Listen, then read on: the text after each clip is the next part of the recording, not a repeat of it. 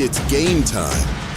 WNKX welcomes you to this live presentation of local high school sports, made possible by our community advertising partners.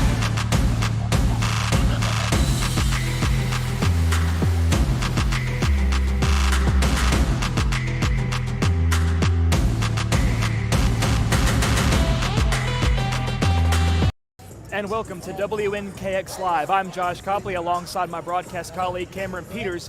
And tonight we are live here at J.E. Siska Memorial Gymnasium in Centerville, Tennessee for what is the final regular season game of the year. And Cam, the Hickman County Lady Dogs have a tall task ahead of them tonight for their final regular season game leading into districts next week as they face off against district opponent, the Cheatham County Lady Cubs. Now Cam, Cheatham County enters in tonight 22-4, undefeated in the district, sitting at 5-0, while the Lady Dogs enter in tonight 16-11, 2-3 in the district. But Cam, we've seen these teams play before. It was a tight one. Now we know how talented Cheatham County is, but what does Hickman need to do to get over that hurdle that they were almost able to get over several weeks ago? Well, one, looking over the past few games, Hickman County has not been really that great since they obliterated Lewis County last Tuesday, and then the game before that wasn't that great. So they've had a little bit of trouble closing games out, so I would say the most important part is not getting in a position that you have to close a game, right? It is take care of business early, rebound, push the ball in transition, right? This is a team that operates best when they have an offense that is quick and flowing and, gets driving lanes open. So I would just say how they play in the first quarter is going to dictate a lot how they play the rest of the game. And now, Kim, I think you made a good point saying that the Lady Dogs, they haven't looked all that stellar since that big win over Lewis County. And I want to go back to the last time these two teams played. It was a good performance, and you would argue that little stretch Hickman County went on, they were playing some tough opponents, but they were also playing some of their best ball. Not perfect ball, but they looked pretty good. But Cam, I want to look back to Tuesday of this week, and it's like two different teams. I mean, the Lady Dogs were able to edge out a victory 46-42 over Columbia Central on the road, which at this stage of the year, a win's a win, right? But Cam, Hickman did not look great. Yeah, Josh, they didn't, and a lot of it was just they were trying to make things happen that just weren't there, right? And what do you attribute that to? There's not one thing that you can point to in particular, but it was just an overall struggle. They're good shooters, didn't really shoot a lot. Their creators like Ava Floyd and Chloe Warren weren't necessarily,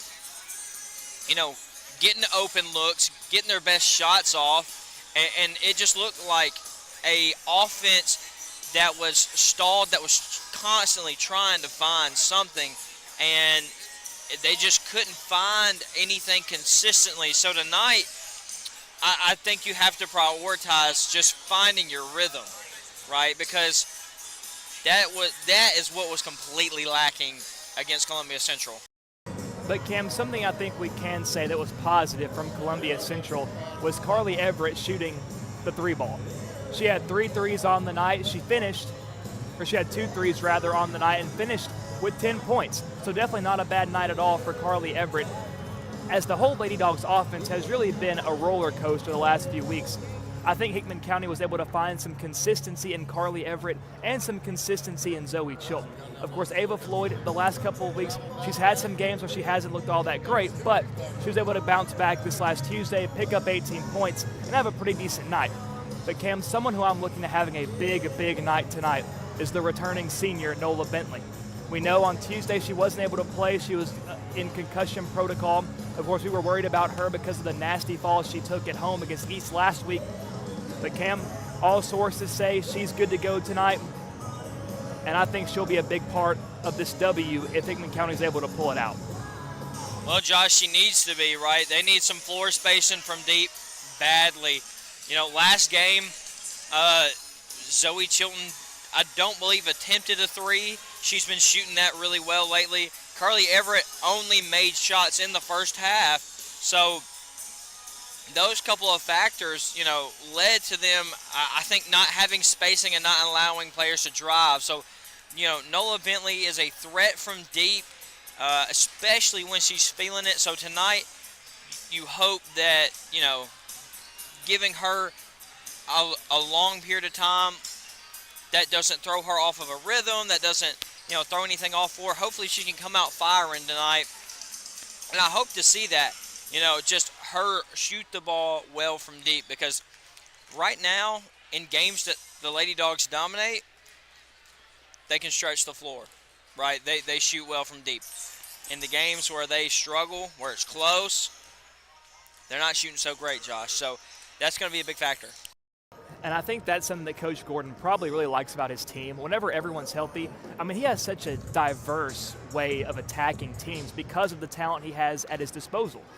He wants to get his three-shot shooters open. You've got Carly Everett, you've got Nola Bentley, you've got Zoe Chilton, you've got Ava Floyd that can pull up from deep. We've even seen Chloe Warren attempt several threes over the last few weeks, which is uncharacteristic for her. But we know Coach Gordon said she wants to be more diverse, she wants to be more dynamic offensively. So if everyone feels comfortable shooting the three ball, and then you have those like Chloe Warren, those like Ava Floyd that can drive in at will, that makes you a very hard offense to stop, so long as you're executing properly in transition, as you've talked about so much. Yeah, Josh, and this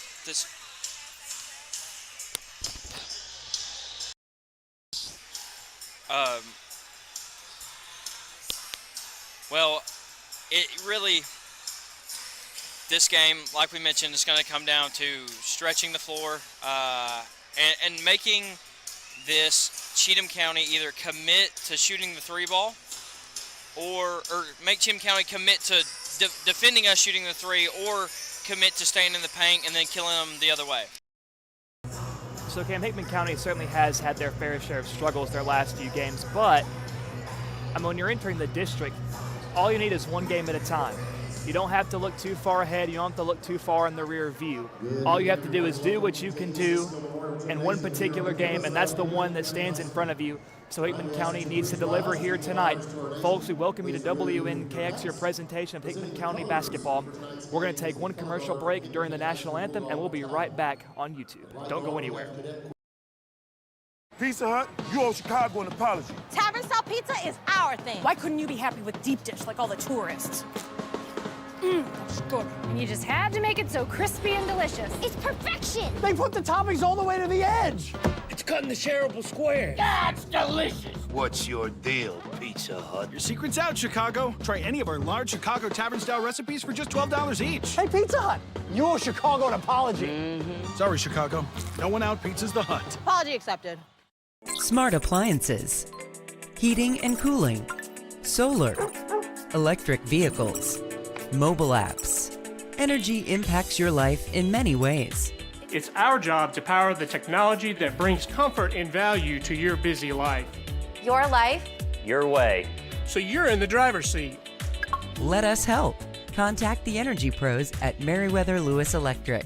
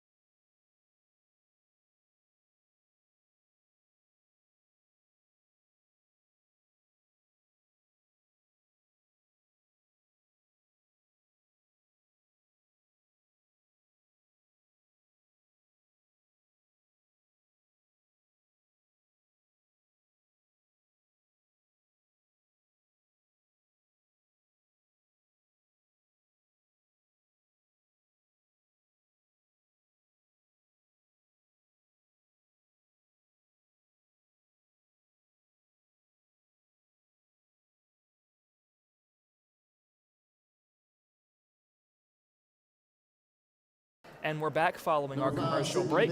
And Cam, it's been a pretty eventful week, and it will be a busy week next week. Of course, yesterday I had the opportunity to sit down with the newest football coach here at Hickman County High School, Mark Hastings, and we're looking forward to getting that out on our pages as soon as possible for you all to listen to and to watch.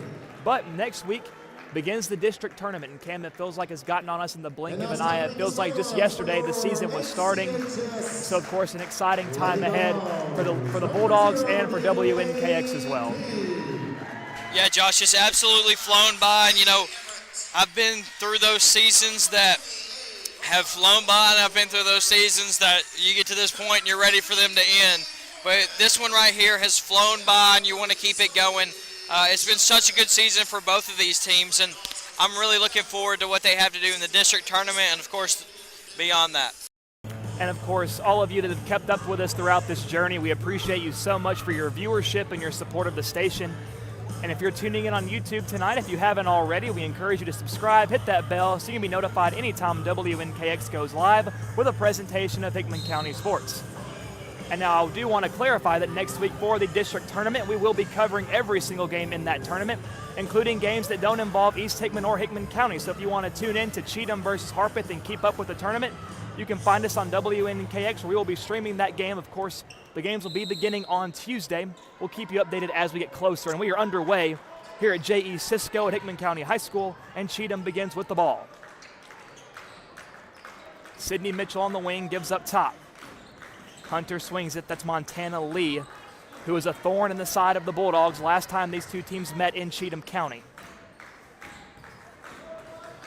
Now, Josh, going back to that last game, number 21, Emmy Orange, she got 2 early fouls as the Bulldogs get a turnover. Ava Floyd heading down the court. And Floyd gives to Warren. Dribbles in toward the baseline, guarded by Lee, and it's knocked out of bounds by Cheatham. So it will stay with the Lady Dogs, so an early turnover there. Some pretty positive signs here early for the Dogs' defense. Inbounded, Warren at the right wing.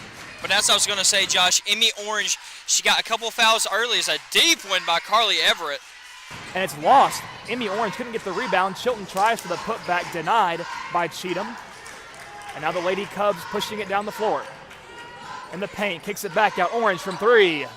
No good, too strong. Picked up by Chloe Warren.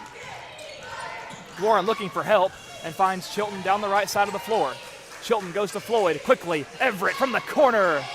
No good, too strong, well off the mark, and picked up by Cheatham County. Maybe I'll get it in this time. Emmy Orange is dangerous from deep, Josh. She got 2 early fouls last time, but she is one to watch from there. The three-point shot no good by Cheatham. Rebounded by Lee. The putback no good, but she's fouled. Right, Cam, that just shows you how fast this game can go, right? Bang, bang, down both ends of the floor. So the dangerous Montana Lee goes to the line for the Lady Cubs. Free throw number 1 is no good off the back of the rim. And Josh, the impressive thing about this young lady is there's nothing that lacks in her game. She probably had 15, 5, and 5 last time we played, so she is a very good all-around player. And she makes her second free throw. She goes 1 for 2 to give us our game's first points. The Cubs lead 1-0. Everett, top of the key, gives over right to Warren. Warren pump fakes, dribbles into the paint, stops, and kicks it out to Zoe Chilton near the logo. Chilton dribbles right, guarded by Orange. Hands it off to Everett. Everett tries to find Floyd in the paint, and it goes off the hands of Floyd, and it will be Cheatham County ball. So trying to force the issue there, trying to get something going there on offense. Results in a turnover, and it's Lee up the floor. Goes all the way over to Orange, pulls up from 3. Splash down for Emmy Orange. We knew it was a matter of time before she found her first 3 ball of the night. 4-0, Lady Cubs over the Lady Dogs. 5:50 to go in this first quarter of play. Floyd passes to the right corner, it's Chilton. Chilton dribbles in on Orange, kicks it out to Warren. Warren wants to drive, bounce pass, King, left corner. King to Floyd, Floyd from 3. No good, too strong off the back of the rim. And Warren picks it up. So Hickman maintains possession, and she dribbles up top to reset. And Josh, this Cheatham County team is one that is not, they are not a big team at all. If you look at Hickman County, we actually outsize them, but they're so well coached, and they all play a specific role. That role that they play it so well. They're a tough team. And King wants to drive, but gives out to Warren. Warren goes around the world, loses handle of it, and it's picked up by Lee. Lee down the floor quickly to Mitchell. Mitchell swings at Orange at the left wing. Goes back over wing to Mitchell. Mitchell back to Orange. Orange quickly, catch release three, short, and it's picked up by Chilton. Now to Floyd, left side of the floor. Ava drives and has it knocked down by Lee, and it goes out of bounds off the leg of Floyd. And Josh, this Hickman County defense has come out in man-to-man. They match up decently well against this Cheatham County team, but they played a lot of man last time they played. So I was expecting a different defense, at least at the start of the game, but Coach Gordon trusting his girls to play defense. Hunter in the paint, the shot no good. And Everett picked up the loose ball, had it knocked away, but she will be fouled. The foul, of course, is against Cheatham County. It'll be against number 5, is Sydney Mitchell. Her first foul of the game. King and Everett subbing out. Haley Gordon and Nola Bentley back into the game. Two players that have dealt with head-related injuries this year. Glad to see them both on the floor for the final game of the regular season here tonight. It's Floyd across midcourt. Gives to Gordon. Gordon to Bentley. Bentley now begins her dribble. Oh, was looking for Warren. Miscommunication as it sails out of bounds into a sea of Hickman County fans. Cheatham will take back over.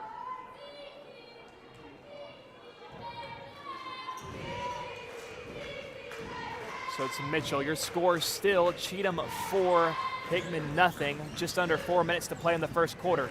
Dribbling in, layup off the glass is good by Gracie Belk-Weekly.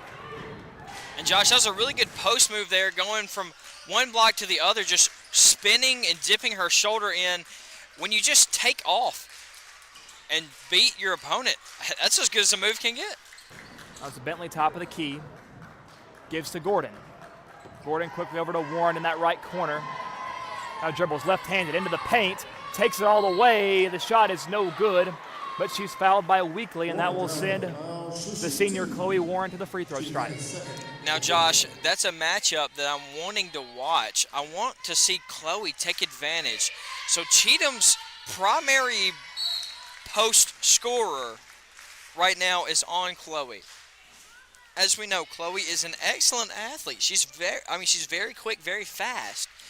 If I'm Chloe, I'm looking for every opportunity to blow by that I can right now. So Chloe makes free throw number 1, misses number 2, but Hickman is finally on the board this evening. 1-6, they trail Cheatham.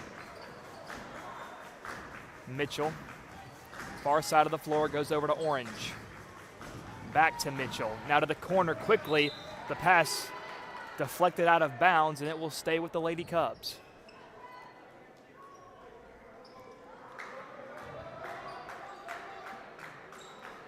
Cheatham inbounds. Chilton there to meet the ball handler. Bounce pass near the logo to Orange. Orange goes back to Mitchell.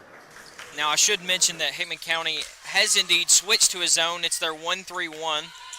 And Lee mid-range shot no good. Rebounded by Gordon. Now to Floyd down the right side. Ava in a hurry. Guarded by Lee in the paint. Backing her down. Tries to go up off the glass. Won't get the roll. And it's picked up by Mayo. Now, Josh, we've seen this 1-3-1 cause a lot of turnovers up top, but also give up a good bit of rebounds down low. So I'm interested to see how they'll adjust. Montana Lee very uncharacteristically misses the open layup, tries for the putback, but she's fouled, so she still has a chance to get those 2 points either way. And the foul will be against Nola Bentley, her first, team's second. And Lee makes free throw number 1.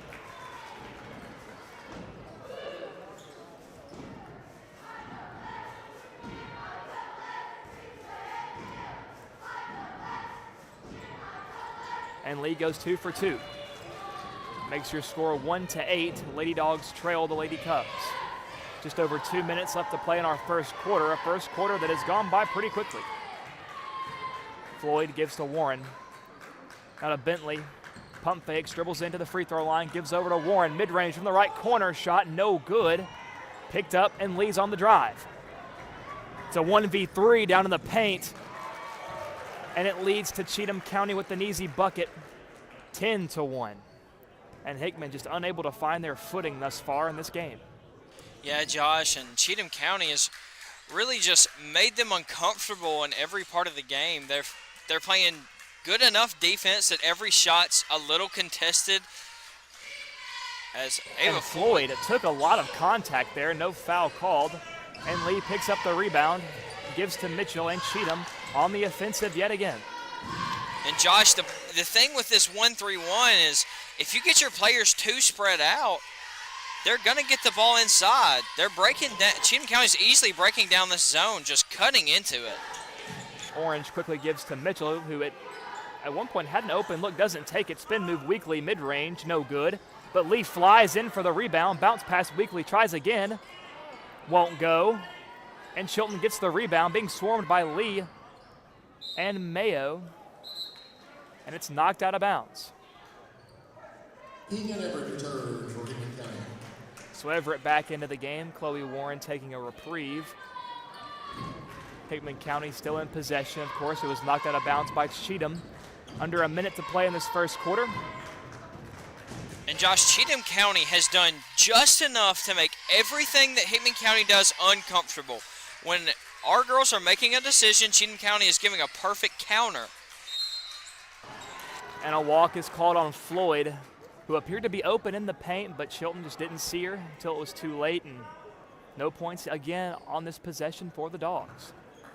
And if I'm Coach Gordon, you know, I got to do something down here in the offensive end. I got to call a set. I got to get something going, try to manufacture a shot, as the Bulldogs have now switched to a 2-3. Mitchell gives over to Mayo. Quickly, Orange doesn't pull up, gives to Mitchell. Pass to Lee in the paint. And has it ripped away by Bentley, picked up by Floyd. Ava down the floor, 12 seconds. Gives to Chilton. Now to Bentley. Back to Everett, 8 seconds left. Everett looks to drive, just puts up a shot wildly. Won't go. But she will be fouled and will go to the line.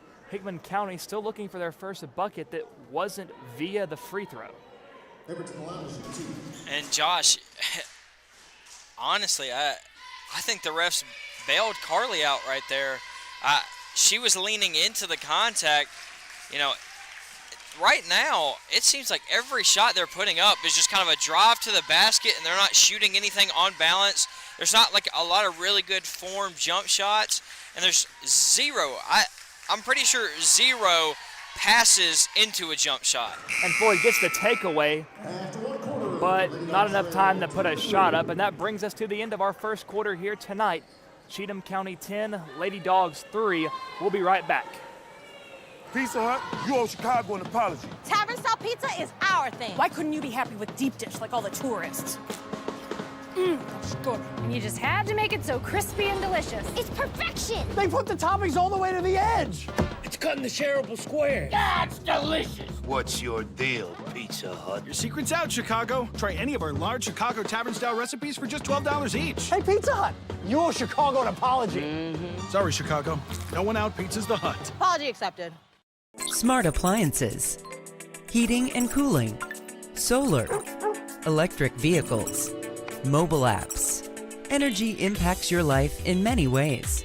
It's our job to power the technology that brings comfort and value to your busy life.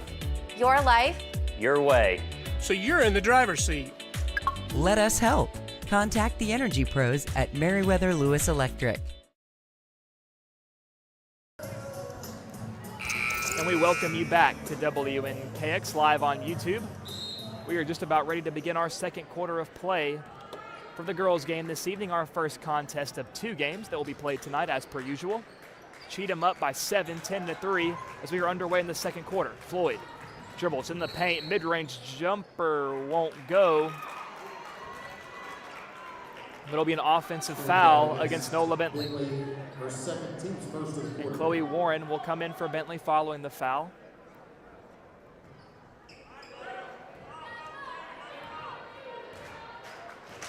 And Josh, you know, I don't know how Hickman County is going to get something started on the offensive end, whether it is forcing turnovers or just finding their shot somehow, but defensively, they've been a step slow all night. And a three-point attempted by Mayo falls in. So El Mayo tacks on 3.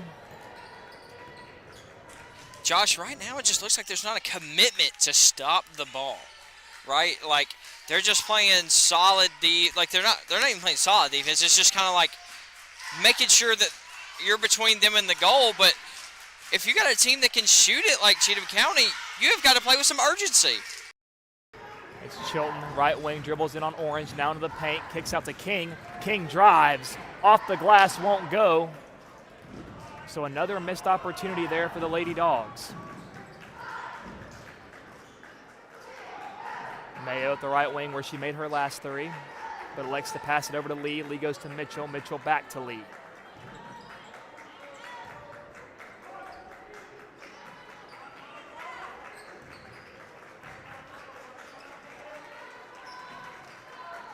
So a lot of quick passes here by Cheatham County. Mitchell, top of the key, back to Mayo. Mayo pulls up again from 3, and again she knocks it down. So Cheatham County seemingly can do no wrong here in this ball game, at least in this first half, as the score is now 16-3. Lady Cubs lead. 6:11 to go in the first half.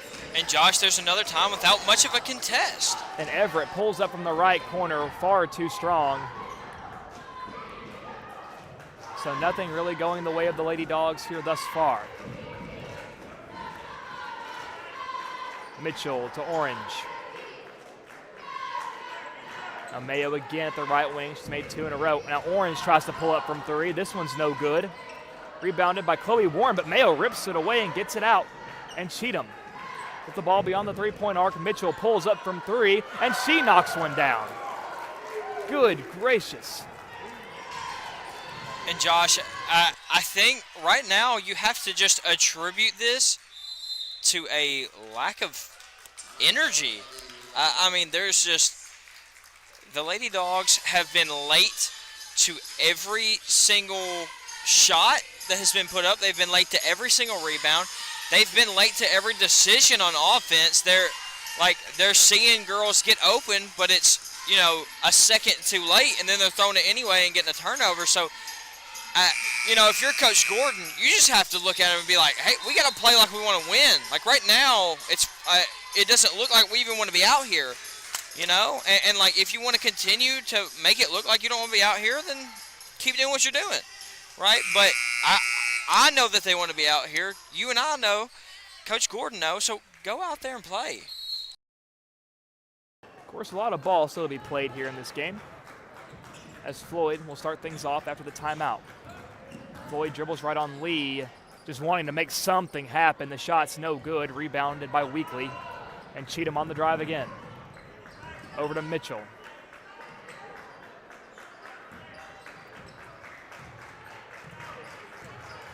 So a pretty good crowd on hand here tonight in J.E. Cisco, as we're used to seeing. Hickman has one of the best fan bases in the business. Orange. Now to Mayo at the free throw line. Gives out. Mitchell drives into the paint. The shot short. Picked up by Zoe Chilton. So some nice defense there by the Dogs on the interior. Chilton to Warren. Warren looks to drive into the paint. Stops her momentum. Kicks it out to Chilton. Chilton now drives. Guarded by Orange. Tough pass to King. King lays it up. Won't go. But she's fouled and will shoot a couple. Now, Josh, right there we see Chloe Warren did a great job. She had a mismatch on her. She blew by her defender. Another Cheatham County player stepped up to double as King knocks down the first. When that other person doubles, you have to, as the person with the ball, recognize, hey, as King knocks down the second, somebody else is open because I have a double. Look for that other person. There was a bounce pass to the other side she could have had for a layup. So your score 5-19. Lady Dogs trail. All their points have come from the free throw line here tonight so far. Floats it. Nice pass there to Weekly, who lays it up and in easily for Cheatham County. So your score 21-5 now. 4 minutes to play in the first half. Over to Everett. Everett goes over to Warren. Now to the corner, it's Chilton. Zoe at the right elbow, gives out to Floyd. Now to Warren. Warren drives in, wants to take a shot, and it rolls in for Hickman County, the first bucket from the field. Make it 7-21.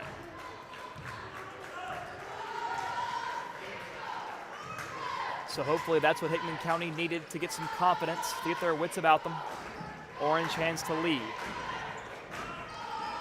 Lee gives to Weekly. Met by King, drives it on King. Has it knocked away, and it goes out of bounds on the baseline. Cheatham will maintain possession, but a nice job there by King, who was initially beat on the first step, but makes up for it and gets a hand on the ball.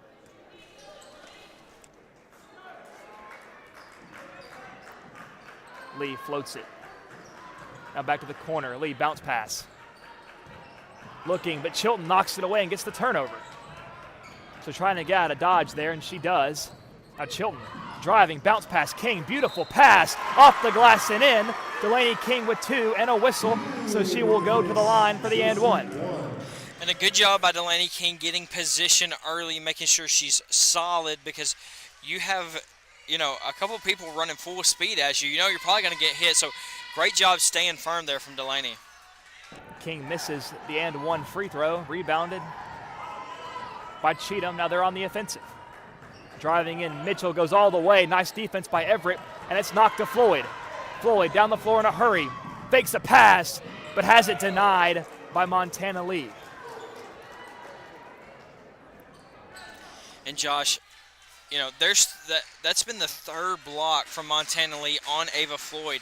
If I'm Ava, I'm recognizing that. She knows that I want to shoot the basketball. I have to dish that off there, right? Because I had 2 defenders that were wanting to come on me, and somebody was in the other lane. So I would love to see a dump off right there. So inbounding from the sideline for the passing goes off the leg of Cheatham. Hands off to Everett. Everett tries to find Floyd, batted away, but Everett picks it up.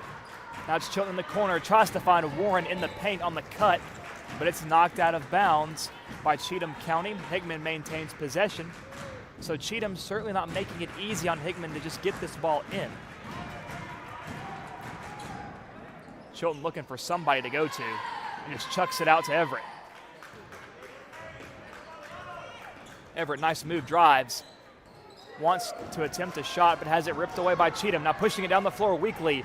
Chilton in pursuit. The shot is no good. And a foul is called against Zoe Chilton, who was a good 5 feet away from her. Jeez Louise, Josh, you gotta be kidding. Zoe was not in the vicinity of that young lady.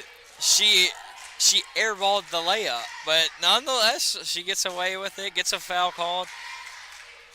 You know, Cam, it's like the old saying goes, you know, if you're not playing your best ball, usually good fortune does not find you. So probably just an example of that right there. And that was a lot of misfortune right there, Josh. That'd be enough to last you for a week. Zoe Chilton was, I don't even know that she could, like, have jumped and still touched her, but got to play ball. Next play. Mila Harder subbing in for Cheatham County. Georgia Hunter, the one subbing out. So Hickman with the ball, 23-9. Cheatham leads. Everett gives to Chilton. Out of Floyd. Over to Warren. Warren looks to drive in, bounce pass. Floyd. Dribbles to her left. Nice move. Now goes to the paint. Looking to attempt a shot and has it batted down again by Montana Lee. And it'll be Cheatham County ball.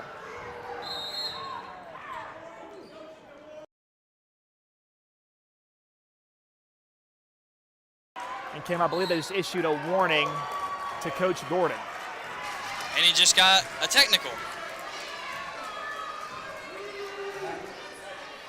So So Coach Gordon teed up. Of course, we can't really hear all that happens up here, Cam, but I heard all of it. Coach Gordon, so Ava, he called a walk. Ava did a step-through move. Coach Gordon wanted a step-through and a foul. Was it a clean step-through by Ava? Yes, in my opinion. Should have been called a walk? Absolutely not. Was it a foul? Also, probably not. I think it was a pretty clean block there from Montana Lee. Either way, I think, as a referee, that was a little petty, but I guess he's just establishing his dominance early. Of course, not letting things get out of hand. So the free throws were both made by Cheatham on that technical, and they'll also maintain possession of the ball with just under 2 minutes to play in the first half, 25-9, and it's taken away. Zoe Chilton picks it up. 90 seconds. That ref needs to establish a fresh shave on that bald head, if you ask me. And Warren. And Everett pulls up from deep, no good. And Floyd tries to come in to pick it up. It goes out of bounds off Cheatham. And Cam, to your point, some say shaved is in right now. It's a good style. I think he pulls it off really well. Josh, if I could with the ball. If I could go bald, I think I would, but when all your family says, "Oh, that pretty red hair," you got to keep it. Humble brag there, Cam. Me and you both. So Cheatham driving. Orange gives Mitchell quickly, weakly, wanted a shot but doesn't, and Amy Orange is wide open. Lucky for Hickman, she misses. Shot by Harder, no good, picked up by the Dogs. And it's taken away by Mitchell, and a foul will be called on Mitchell. So Cam, the same fans that were probably cursing the name of that official are all of a sudden pretty thankful for him that he calls that foul there against Cheatham, as is the nature of sports, it seems like. Yeah. You love the guys in stripes when they're going your way. You don't when they call against you. That's just the nature of it. Absolutely. Josh hit the nail on the head. So Hickman on the offensive, 48 seconds to play. And Floyd wants to drive. Layup off the glass, won't go. Off the hands of King and picked up by Mila Harder. Now to Weekly. Cheatham down the floor. Orange, jump stop, mid-range, no good. Picked up by Floyd, 30 seconds to play. Floyd tries to go up, and again, it is blocked by Montana Lee. She is prime Serge Ibaka right now, Josh. She is sending everything that comes in the lane. At some point, if you're Hickman County, you got to just go, let's just avoid her. Let's take a dribble back and take a pull-up jumper. Let's head the other way and get the offense back started. I'm not going up against her if I'm them right now. So Warren gives to Gordon. Hand off to Chilton. Chilton, Floyd from three. No good, off the mark, but it goes right to the hands of Haley Gordon. Gordon looking for help in that corner. Gives off to Floyd, 8 seconds. Floyd drives, wants a shot. The layup won't go, but she's fouled and will go to the line. And Cam, it just looks like Ava's trying anything to get a bucket to fall here. Hasn't had much luck thus far, but she has a chance to get her first points on the night as she sinks her first free throw. Yeah, Josh, and if you're Ava, what have you been trying? You've been trying to put your head down and get to the rim, or you keep him blocked. You've tried a step-back three, but you haven't tried a just pass into a three, like a set-up jumper, and you haven't tried a one-dribble pull-up. I want to see her try that. She has a really good one-dribble pull-up game. I want to see her use it. So Cheatham elects to let the clock run out, and that brings us to the end of our first half. Your score, Cheatham County 25, Hickman County 11. Still a half of basketball left to play. Cameron and I will be taking a short intermission, but we will be back here in about 8 minutes' time to pick back up with coverage. We encourage you not to go anywhere and to direct your friends to the WNKX YouTube channel so that they may keep up with the action as well. We'll be right back. Smart appliances, heating and cooling, solar, electric vehicles, mobile apps. Energy impacts your life in many ways. It's our job to power the technology that brings comfort and value to your busy life. Your life. Your way. So you're in the driver's seat. Let us help. Contact the energy pros at Meriwether Lewis Electric. Pizza Hut, you owe Chicago an apology. Tavern style pizza is our thing. Why couldn't you be happy with deep dish like all the tourists? That's good. And you just had to make it so crispy and delicious. It's perfection. They put the toppings all the way to the edge. It's cut in the shareable square. That's delicious. What's your deal, Pizza Hut? Your secret's out, Chicago. Try any of our large Chicago Tavern-style recipes for just $12 each. Hey, Pizza Hut, you owe Chicago an apology. Sorry, Chicago. No one out pizzas the Hut. Apology accepted.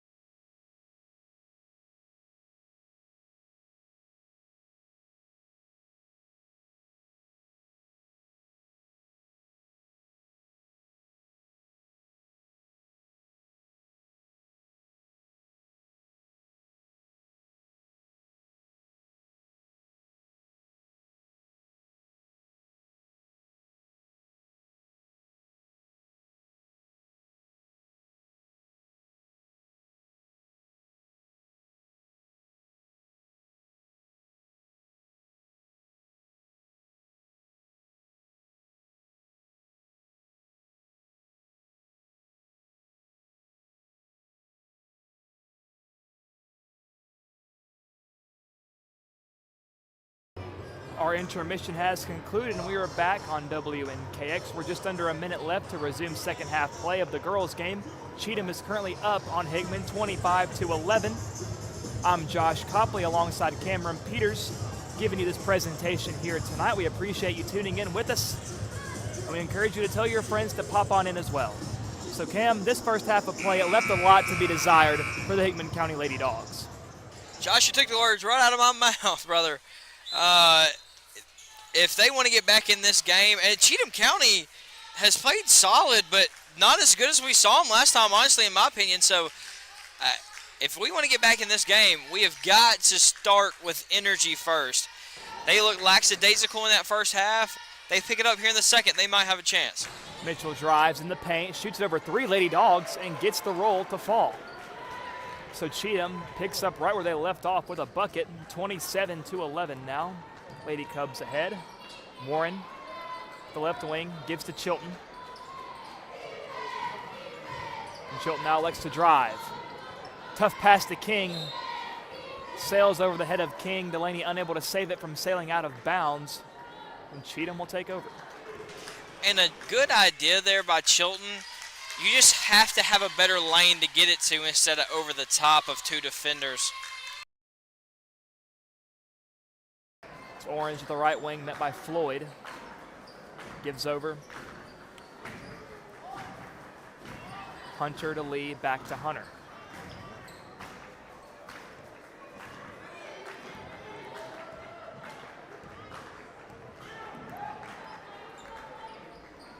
Pass to Weekly, off the glass and goes. Pretty decent defense there by King, but not enough. And Hickman now on the drive. Warren quickly in the paint, now looking for help. Bounce pass, Floyd, mid-range, doesn't go. Picked up by Hunter. And I like the look there from Floyd a lot better.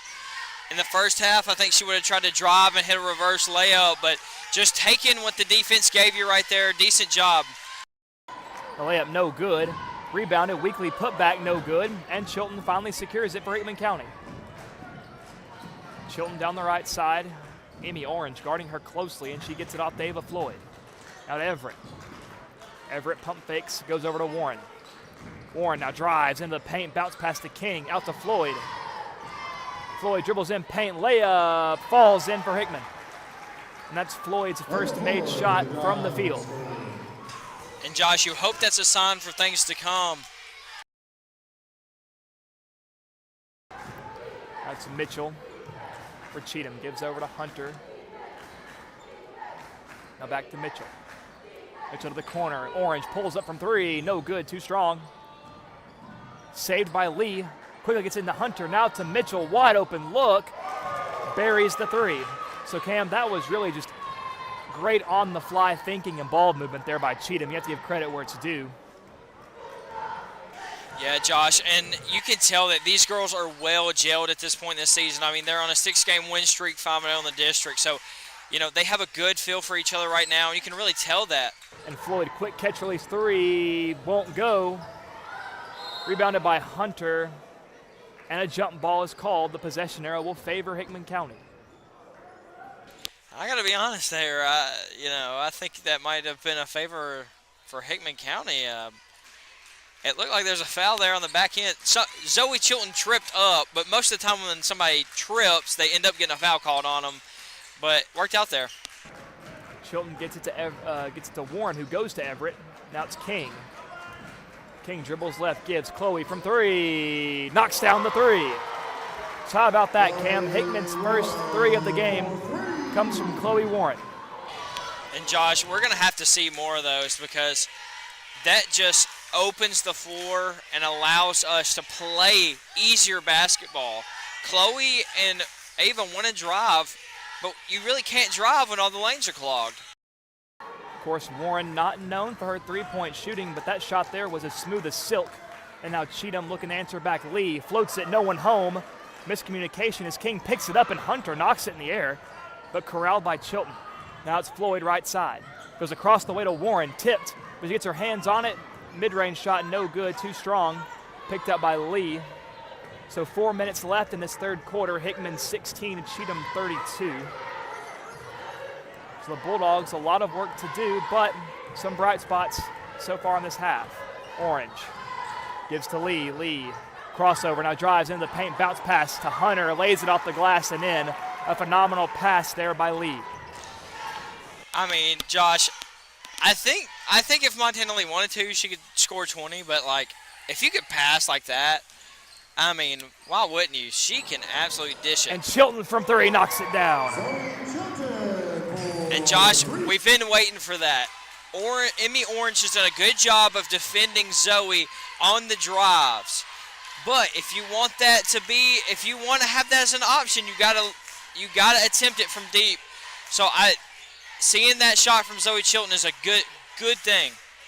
Mitchell guarded by Everett. Gives. Hunter drives into the paint. Layup is good. So Cheatham answers back. 36-19. Lady Cubs lead. Everett dribbles right at the free throw line. Gives out to Floyd. Floyd dribbles in, left-handed spin move. Bounce pass, I guess, to Chilton. To Everett. Now to Warren. Pulls up again from 3. Short off the rim. And rebounded by Orange of Cheatham. Now it's Mitchell down the floor. Mitchell looking, bounce pass, Weekly drives in the paint, has it stripped away, but a foul will be called, and Cheatham will shoot 2. And they'll get number 30, Zoe Chilton, as the guilty party, her second foul of the game. Weekly at the line, misses number 1. And Gordon, Davis, and Bentley checking in for Hickman. Warren, Everett, and King coming out.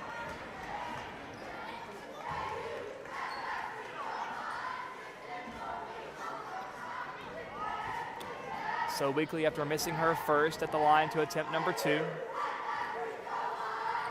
And this one falls. With that 37-19, 2.5 to play in the third quarter.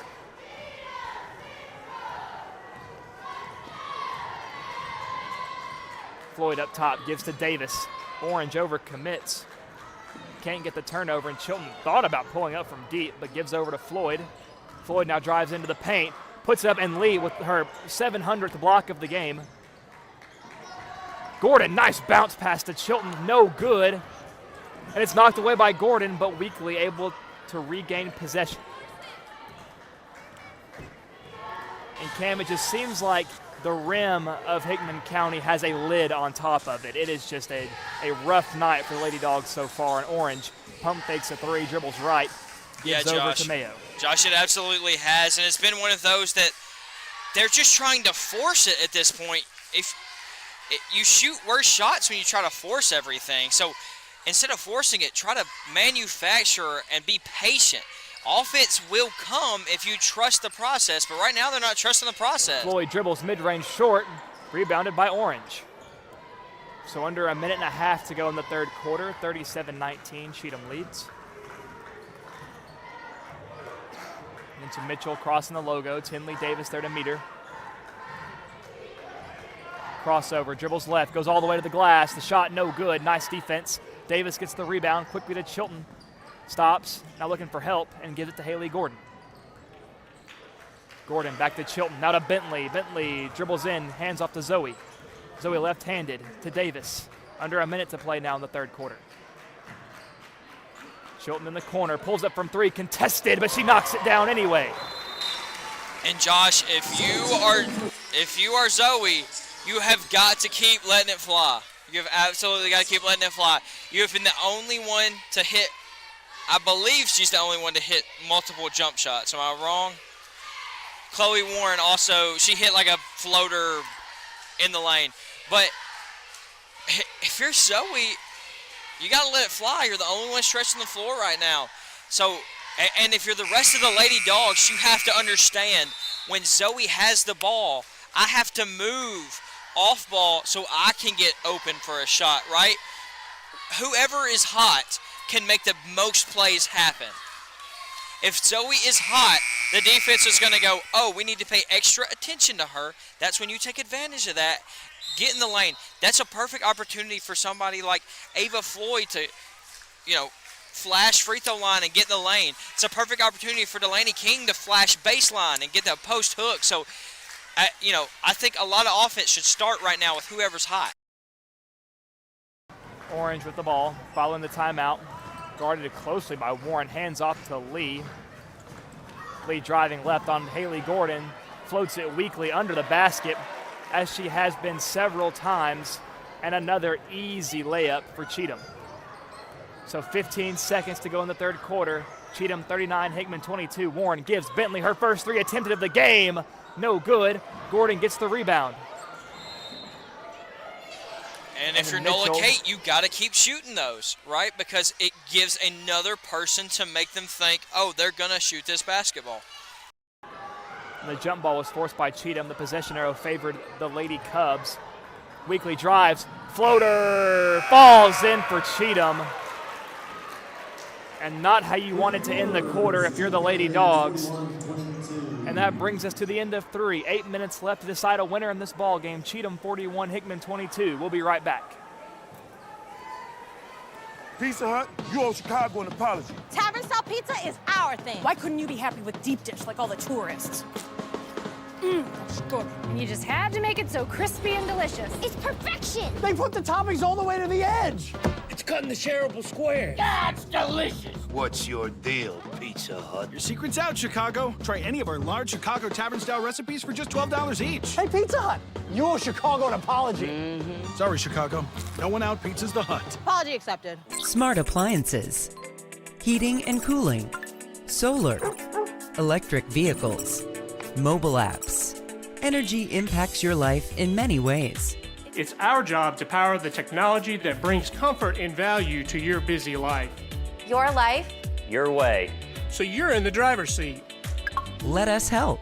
Contact the energy pros at Meriwether Lewis Electric. And welcome back to WNKX. We're about ready to begin our fourth quarter of play in the girls' game here tonight. Of course, the boys' game still to follow. So plenty of action left on the night. And we are underway in the fourth. Warren gives to Davis. Davis gives to Bentley. Bentley dribbles in. Has it knocked away and picked up by Weekly. Now it's Montana Lee bringing it up the floor. Of course, have to give some credit to this Cheatham County defense. They have been well prepared for the Lady Dogs here tonight. Yeah, they've really had a perfect game plan for every single individual player. You can tell they've prepped not just for the team as a whole, but they know what each player does. It's impressive. Mitchell drives, bounce pass, Mayo looking. Oh my goodness. And Nola Bentley gets shoved to the ground, and an offensive foul is called. Now, of course, I think they made that young lady upset. You never want to assume malicious intent, but my goodness. Especially, I mean, Cam, Nola Bentley, who had just come back from a concussion after taking a hit to the floor just last week. I mean, if you're Coach Gordon, that's something you do not want to see. And Chilton pulls up from deep, no good. Davis, rebound goes through her hands, and Weekly falls on the ground and gets it out to Lee. Coach Gordon a little curious about the call there, the no call rather. Lee dribbles left, gives to Orange. Now to Mitchell. Mitchell drives all the way, shot no good. But she's fouled and will go to the free throw line.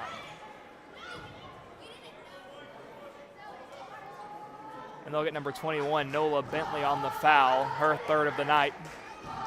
And Josh, at this point in the game, as she misses the first, you're looking at a 19, 20-point game after this free throw.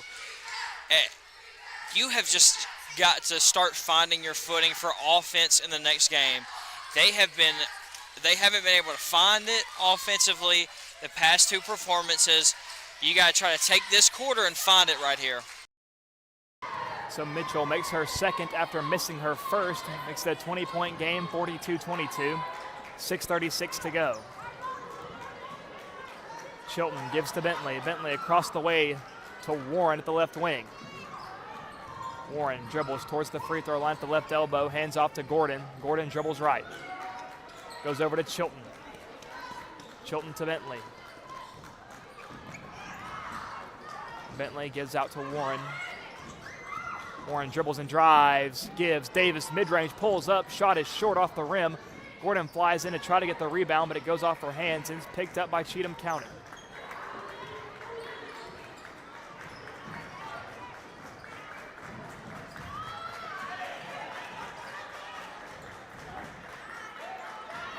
Mitchell goes back to Montana Lee at the logo, and the whistle blows and a timeout is called by Coach Gibbs of Cheatham County. 5:48 to play in this fourth quarter.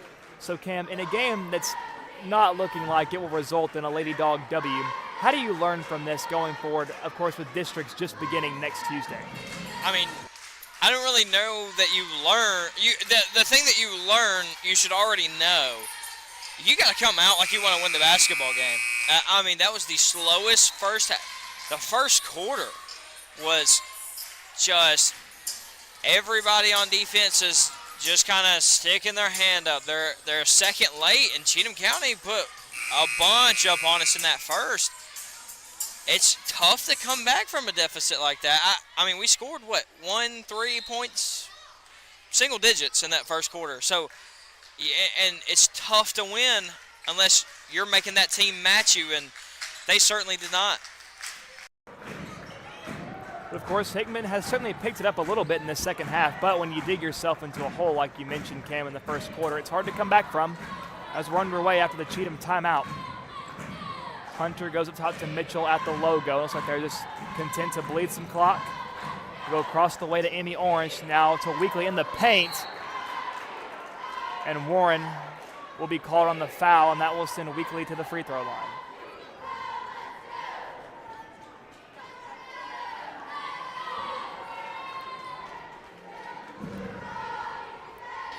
Now, Josh, I've been listening to Cheatham County cheerleaders.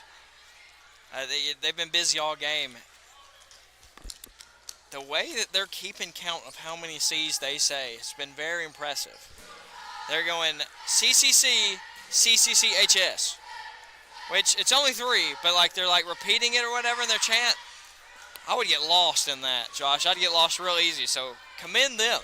Oh, absolutely. I was certainly not made to be a cheerleader, that's for sure. And Weekly, free throw number 2 is good. So your score 44-22 with 5 minutes to play in the fourth. Warren in the corner, dribbles right into the paint. Just shy of the free throw line, gives to Floyd. Bounce pass to King. And the whistle blows, and they will get number 23, Chloe Warren, on an offensive foul. It would have to be an illegal screen because she wasn't on ball. I didn't see it, but at this point in the game, unless it was blatant. Maybe it was absolutely blatant, but at this point in the game, you almost got to let that slide. That's off ball. Now under 5 minutes to play.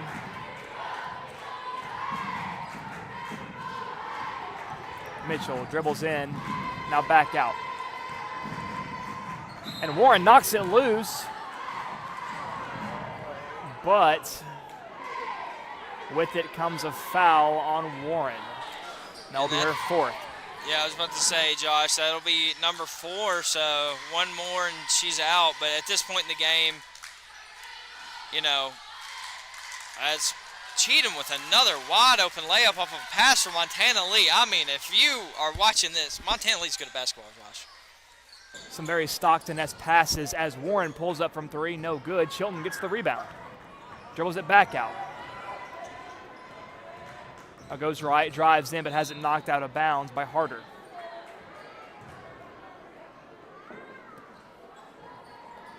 Chilton to throw it in from the baseline. Finds Warren in the right corner. Chilton dribbles right. Has it knocked loose, but she'll be fouled, so a moot point. And Hickman maintains possession.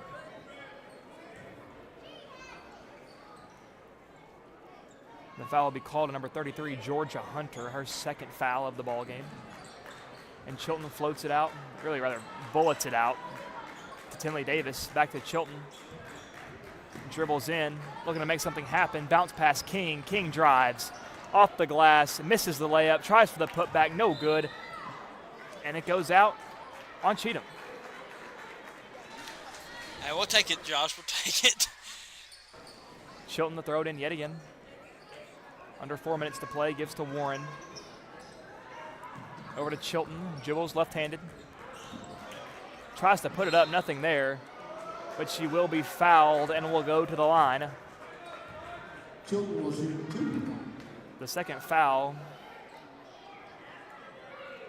called on Georgia Hunter in the last minute, her third of the game.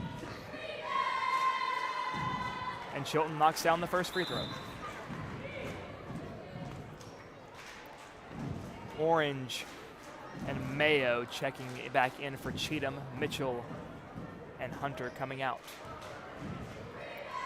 Chilton attempting number 2. And it falls.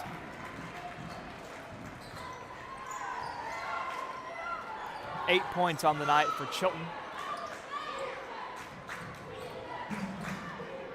Orange, tough pass, finds her man in the paint, gives it back out to Weekly, and Chilton knocks it loose. Turnover for the Lady Dogs. Chilton down the floor, looking for help and finds Warren. Warren dribbles baseline, off the glass, no good. Tries to get her own rebound for a putback, but it goes out of bounds. And Josh, Hickman County started right then in a press. You know, down 22, you don't really expect to see a press in the last few minutes of the game, but I guess Coach Gordon just trying to get energy out of his girls. King steps through, tries to lay it up, nothing there. And Davis, the freshman, comes in and forces the jump ball.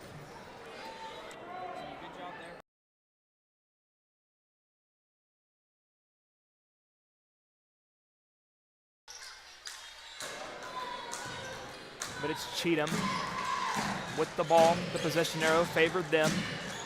3 minutes left, 46-24, Lady Cubs lead. Lee dribbles left, gives over to Orange. Orange swings it all the way over to Harder.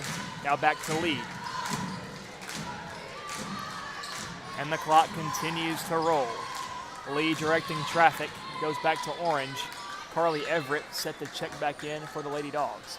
The pass sails into the right corner, a pull-up three, short, no good by Harder. Chilton picks up the rebound. Now down the floor, gives to Floyd. Floyd dribble, spin move. The shot is no good, but she's fouled and will shoot a pair. 2:28 left as Hickman tries to make this final score look a little bit more respectable.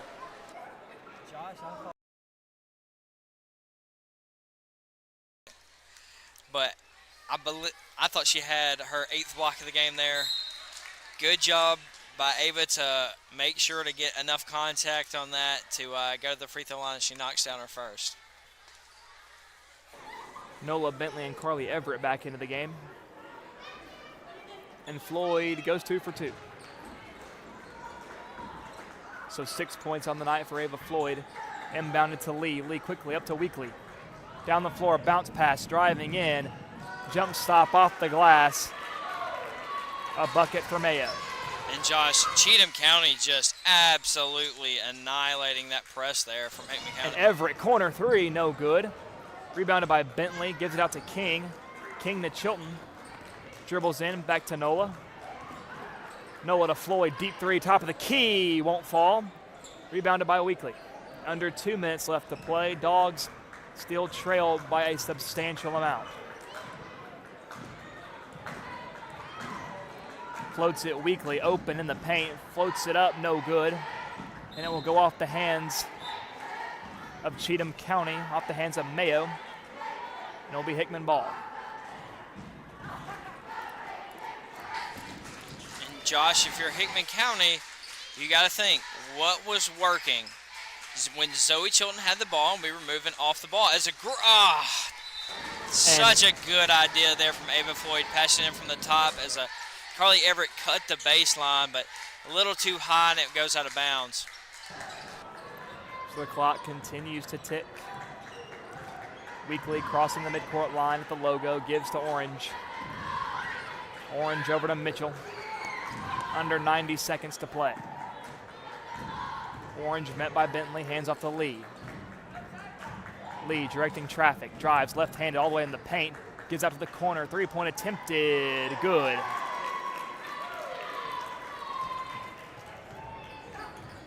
So Cheatham will tack on three more. Everett pulls up from deep, won't get it to fall.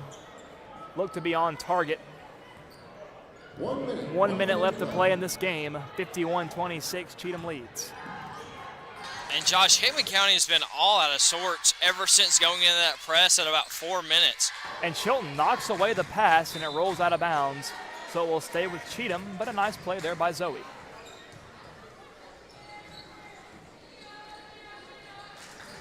Mitchell floats it, and Floyd gets the takeaway and gets the easy layup. The 8th point of the night for Floyd. Make it 28-51, and Floyd tries to force the jump ball and does.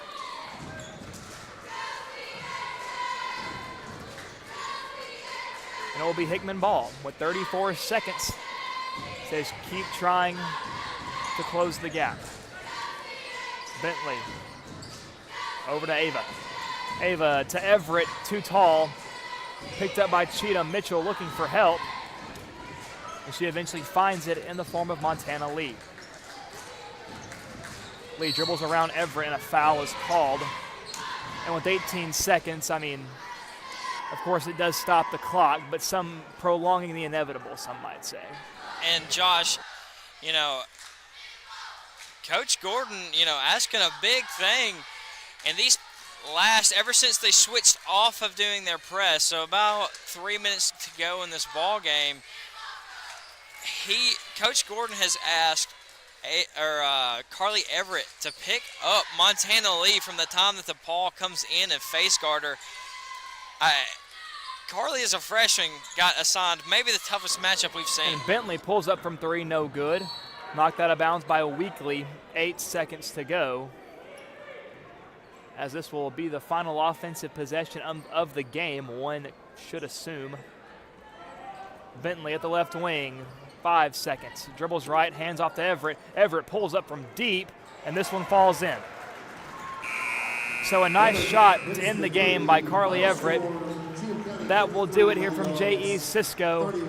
As far as the Lady Dogs game goes, your final, Cheatham County 53, Hickman County 31. So a rough night for Hickman County, but still one game left to go on the evening. It will be the boys of Cheatham County against the boys of Hickman. Folks, I promise you won't want to miss it. It should be a good one as the boys of Hickman look to end the season strong and look to finish with a 10-game winning streak entering districts next week. But folks, I've been Josh alongside Cam. We're going to take a short break and we'll be back in time for the boys game. Don't go anywhere. Smart appliances, heating and cooling, solar, electric vehicles, mobile apps. Energy impacts your life in many ways. It's our job to power the technology that brings comfort and value to your busy life. Your life, Your way. So you're in the driver's seat. Let us help. Contact the Energy Pros at Meriwether Lewis Electric.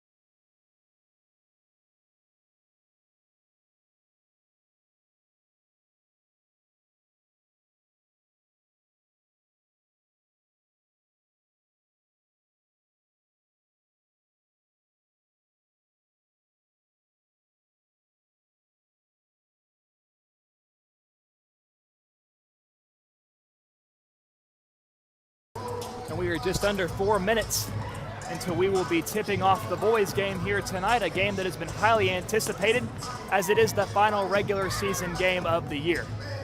Folks, I'm Josh Copley alongside Cameron Peters. We are WNKX. We are live on YouTube here tonight. We appreciate you joining us to this point.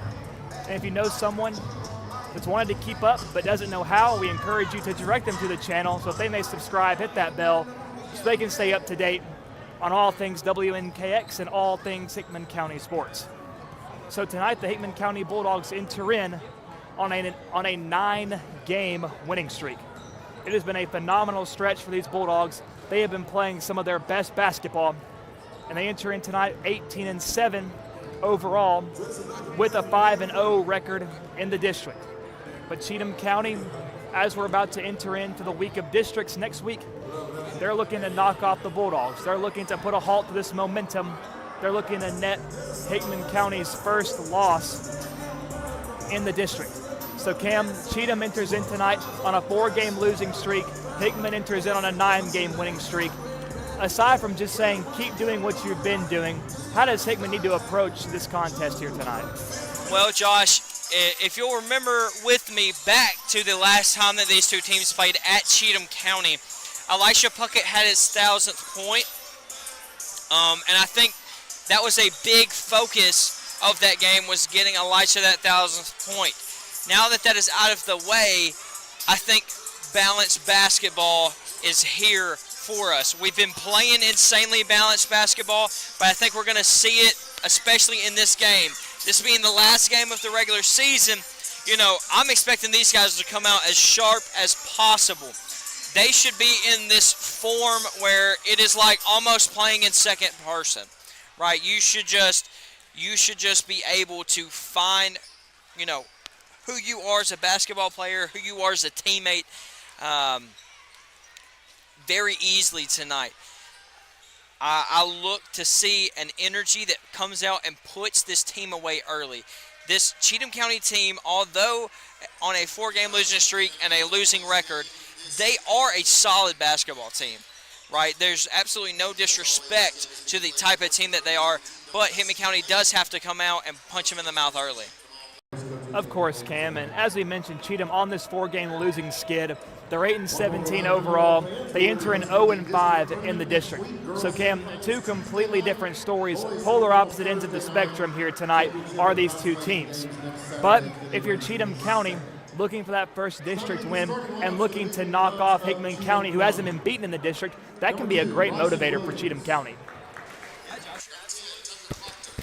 Yeah, Josh, you're absolutely right.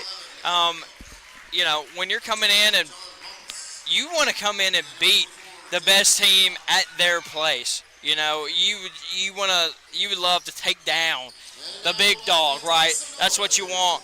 And so tonight coming in Cheatham County, a name or a number to listen for is number 2, Bryson Williams. Now, last game, Bryson Williams did not start, but this game, he is in the starting lineup. Now, going back to the first game that we played him, that young man put up probably double digits off the bench. So, very good score, and I'm sure Cheatham County will be looking to him tonight. And the starting lineups are being introduced for both teams. Will McDonald, Braden Brown, Dylan Qualls, Elisha Puckett, and Tyler McKinnon, the starting 5 for the Bulldogs. Bryson Williams, Tucker Proctor, Adam Boak, John Bumpus, and Jevin Adcock, the starting 5 for Cheatham County. As the Alan Parsons Project echoes throughout J.E. Siska Memorial Gymnasium, and we are just about ready to get things underway. Qualls in the middle. And Hickman will win the tip, and we'll start off with possession. Elisha Puckett, guarded by Adcock. The shot is up, and it's good. Will McDonald starting things off hot. Will McDonald for 3. And Cheatham trying to move it down the floor. Corralled at the right wing by Williams. Williams looking. McDonald playing some tough defense. Finally finds his man Proctor. Up top, Gibbs. Bounce pass, left elbow, gives it back out. Williams, a deep three, no good. McKinnon tries to hustle and get the rebound. Look at Braden Brown. Almost runs it down, but can't. And it's Proctor on the drive, off the glass, no good. And Qualls, a nice physical play down the floor. Brown saves it. McDonald in the corner, buries it. Will McDonald, his second. And Josh, you know, coming out of this game, Hickman County has been all over the place, but in such a good way. So Cheatham back on the offensive. It's given over Proctor. Over to Williams. That's Proctor again, goes back to Williams. Over to that right wing, goes across the way. It's a tough pass to make. Tries to find Williams, tipped away. McDonald on the drive, gives Qualls. Off the glass, gets it to go. A great play by Dylan Qualls, a phenomenal finish, and a timeout is taken by Cheatham County as Hickman County has Cheatham on their heels early. 8-0 your score, 6:23 to play in this first quarter. And Josh, it's just like I said, come out and punch him in the mouth early. And you can't stop at 8-0. You got to keep going. See how far that you could stretch this thing in the first quarter and put this game just out of thought. So, of course, if you're the head coach of Cheatham, you're just trying to reel your guys back in. They knew the energy they would be contending with. You've got a packed J.E. Cisco gymnasium here tonight, a lot of rowdy fans. You've got a team that's won 9 in a row, looking to go to districts with the 10-game winning streak. So, Cam, a lot is Hickman County defending here tonight, really, if you think about it, and Cheatham trying to pick up a much-needed win to break their losing skid. So Cheatham bounce passes it in. And Hickman County playing some aggressive defense down the floor, not making life easy for Cheatham. A nice job by Will to cut him off near the sideline. Bounce pass, tipped by Puckett, and Elisha picks it up. Elisha down the floor, wants to drive. Off the glass, lays it in, and one. And Josh, you know, the Bulldogs came out in full court man-to-man defense. I can't think of the last time we saw that, right? They've been playing a lot of zone, and I think that really, you know, for a full court press to be man-to-man, I don't think they saw that coming. And then when they have time to set it up, they've been playing a 1-3-1, and it's been tough. Bumpus goes over to Proctor. Elisha completed the three-point play with his made free throw, making your score 11-0, just under 6 minutes to play in the first quarter. And Hickman forces another turnover. So it's Brown at the logo. Brown gives over to Puckett. Out of McDonald, pump fake, bounce pass to McKinnon, who has it knocked loose. Proctor down the floor, finds Bumpus all alone, and he'll lay it up and in for Cheatham's first points of the game. But Brown quickly down the floor the other way, not giving Cheatham any time to celebrate their points. Elisha drives, floater, falls in for Puckett. Elisha, 5 points on the night. And Josh, Hickman County, you know, not even necessarily a mistake, but just a reasonable turnover made there, has been absolutely all over these Cheatham County Cubs. And Williams, a nice job just getting out to somebody. Luckily, he had a player there waiting, and Proctor dribbles in, loses it, picked up by Braden Brown. Brown down the floor, but it falls right into the arms of John Bumpus, and Cheatham taking it back the other way. Bounce pass, Proctor on the baseline, kicks it out. Williams thought about it, but now dribbles at the free throw stripe, gives it back out. Walk. That's Adcock, gets rid of it. Driving, pulls up. The two is no good. Rebounded by McKinnon. That was Bumpus there on the attempted two. Elisha drives, top of the key. Now into the paint, floats it up, and again he finds it. And Josh, Elisha Puckett finding that shot this early in the game is probably going to mean for a long night for Cheatham County. And Cheatham is trying to push it across midcourt, and they do. Adcock drives in the paint over Braden Brown, and a foul will be called. So that will send Adcock to the line. That is Hickman's first foul of the night.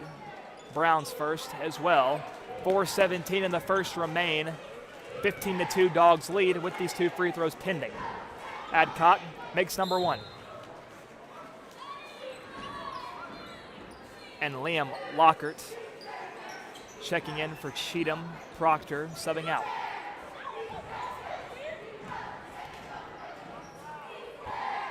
And free throw number 2 is up and in. So Adcock goes 2 for 2, making it 15-4.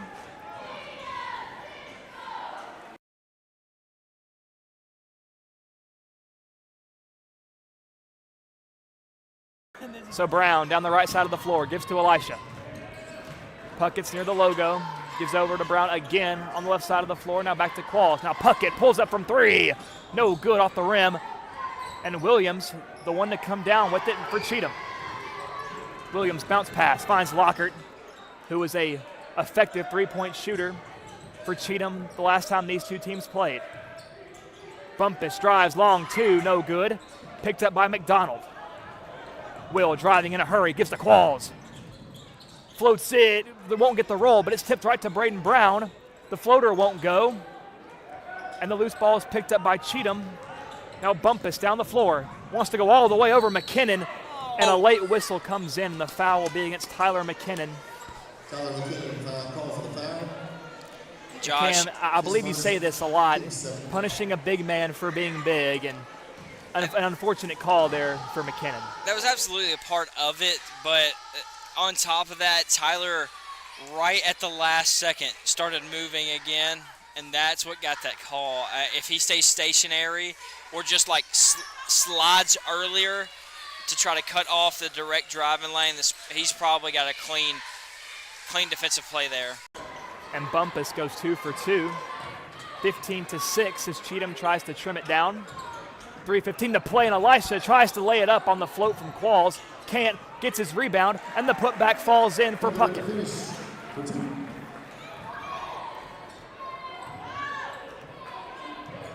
So one thing about this Cheatham County offense, they certainly have been making the most of their free throw attempts. Looking as Bryant gets out to Williams. Williams to Lockhart. Bounce pass. Finds Boak. Boak out to Bryant. Bumpus, bounce pass. Bryant, left elbow. No good. Rebounded by McKinnon. Elisha down the right side of the floor. Pulls up quickly from 3. Bang for Elisha. Elisha Puckett for 3. 12 points already in this first quarter for Elisha Puckett. And McDonald got a little overzealous on the defensive end there, and the foul will be called against Will. And Josh, this Bulldogs defense has just been, all over Cheatham County tonight, not letting them have anything easy. And Tim Puckett is checked in for Braden Brown. 2:20 left in the first quarter, 20-6. Bulldogs lead. Josh, Hickman County is back in this 1-3-1, but they're playing it slightly different than they typically do, but I think that's because Cheatham County only really has one really good ball handler and then a bunch of decent ones. Bryant, nice step back shot, no good. Pulled in by Puckett, under 2 minutes to play in the first. Elisha has it knocked loose, but stays with it. Gets it to Tim. Goes to McKinnon, high post, gets it out to McDonald. Will dribbles. Now drives, gives Tyler. The big man thought about the 3, but swings it to Elisha in the right corner. Puckett to Qualls. Qualls drives, baseline. Thought about slamming it, but it gets knocked down by Cheatham, and now the Cubs on the offensive. Bumpus pulls up from 3, no good, and McDonald secures the rebound. Down the left side of the floor, nice behind the back, across midcourt, finds Qualls. Qualls to Puckett. Tim from 3. Oh, Timmy from 3. What a shot. And Josh, you gotta love a Tim Puckett transition 3 right there, baby. That's what you want. A Tim Puckett 3. Such a beautiful shot. And a wide open one, so credit his teammates as well for getting him that shot. And Williams drives, jump stop, bounce past Bryant from 3. That left-handed shot is no good. Tipped by Bumpus and picked up by Qualls. Under a minute to play in the first quarter, 23-6 Dogs. Tim Puckett again, hands to Qualls. Qualls pump fakes, gives to Puckett. Elisha from 3, no good. And Tim flies in to try to get the rebound. Pulls his hands back, but the officials will still say it was off on Tim. Cheatham ball.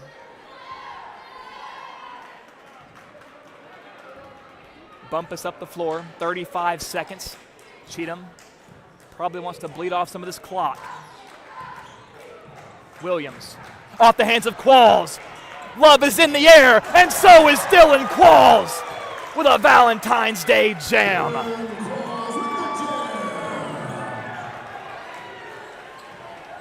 "15 seconds, 25-6 Bulldogs. And they are making life miserable on Lockhart, and he finally gets rid of it to Williams. Bounce pass Bumpus, Bryant off the glass, gets it to fall, 5 seconds. In a hurry, Elisha, right side, pulls up. No good, just short. A nice shot attempt there by Elisha. But a phenomenal first quarter for the Dogs. Your score at the end of 1, Hickman 25, Cheatham 8. We'll be right back.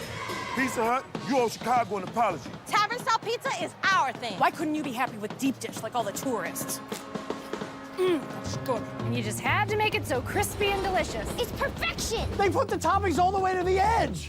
It's cutting the shareable squares. That's delicious. What's your deal, Pizza Hut? Your secret's out, Chicago. Try any of our large Chicago Tavern-style recipes for just $12 each. Hey, Pizza Hut, you owe Chicago an apology.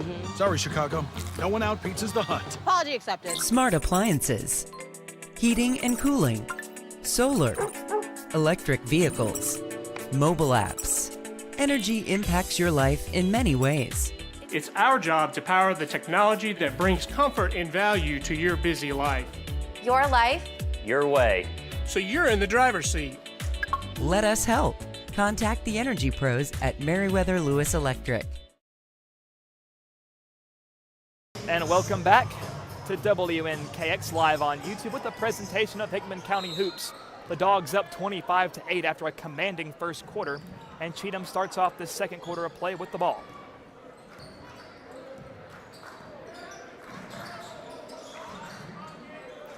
Proctor. Pass, tries to find Lockhart on the cut. Nothing there except Tyler McKinnon. And Elisha gives, Qualls drives hard. Oh, a tough pass to McDonald. Now Will dribbles left. Gives over to Elisha. Elisha dribbling in slowly. Nice move. Goes to the paint. Mid-range. Won't go. Rebounded by Cheatham. And it's taken away. Elisha puts it up and in and one. And that will send one half of the Splash Brothers to the free throw line. And Josh, I mean, this Hickman County defense, it's like the Great Wall of China. And the Mongolians are trying to get in. They just can't. So Elisha looking to complete the three-point play. And he doesn't. Rebounded by Adcock. So Cheatham looking to answer back, 27-8. Lockhart just looking for somebody. Finds Bumpus. Bumpus dribbles right, kicks it over to Proctor. Now Lockhart. Tough pass, Adcock. Back out to Proctor. Now over to Lockhart again. Dribbles right, pulls up long two. Won't go. Off the hand of Proctor, and he's able to secure it. And Josh, that might be the first loose ball all night that Hickman County hadn't gotten to. So ball now in the corner. It's Adcock looking for someone to find to throw it to, and he does. Bumpus a long three. Splash down for Cheatham. So Cheatham County has broken double digits, 27-11. Dogs are still ahead. And if you're Bumpus, you got to let that fly. The first couple looked really good out of his hand, the way he kept shooting, and really that's the best shot they're getting right now on the offense.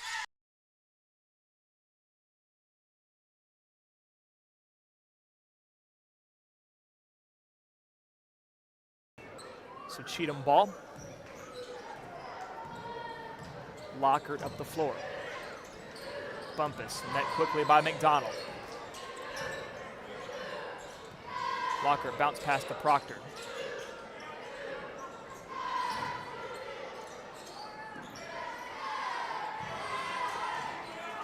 Proctor looking for somebody, finds Bumpus far side near the sideline.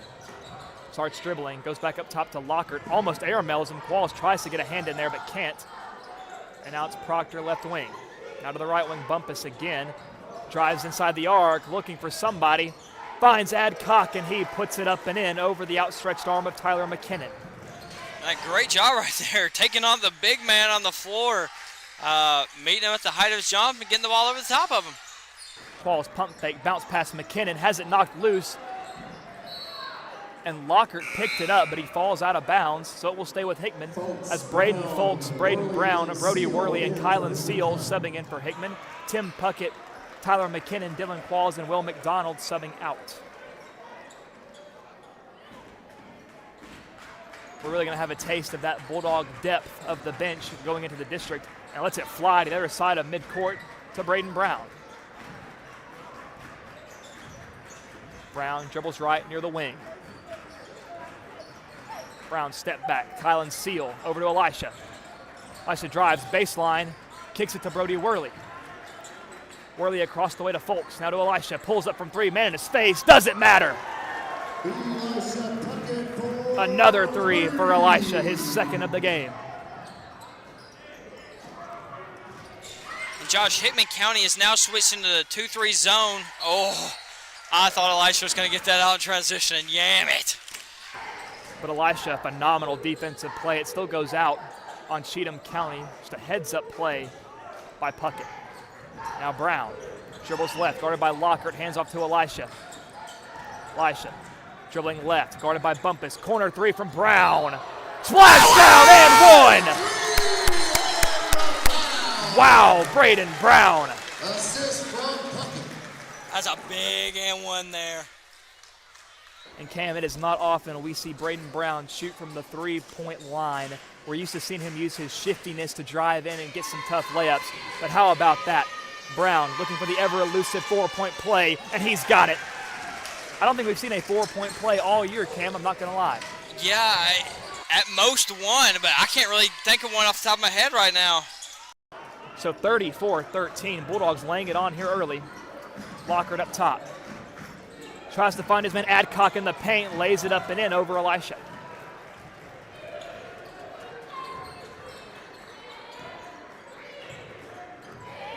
So Elisha, the man with the plan, bringing it up the floor. Across midcourt, met by Bumpus. Out of Braden Brown.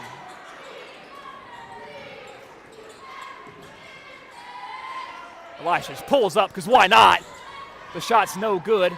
Kylan Seal in pursuit. Can't save it, and it'll go out of bounds on the Dogs. Cheatham will take over. And that's that Kylan Seal getting in there, getting scrappy.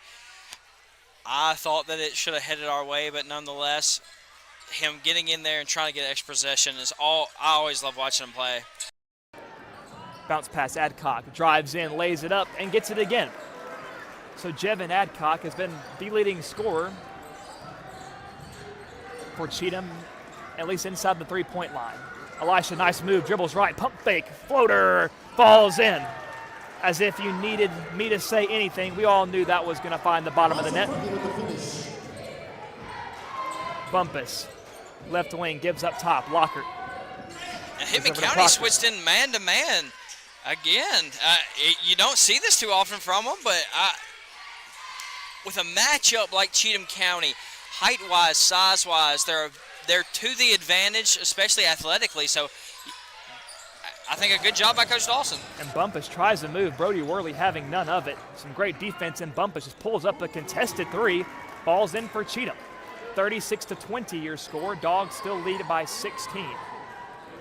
Under 3 minutes to play in this first half.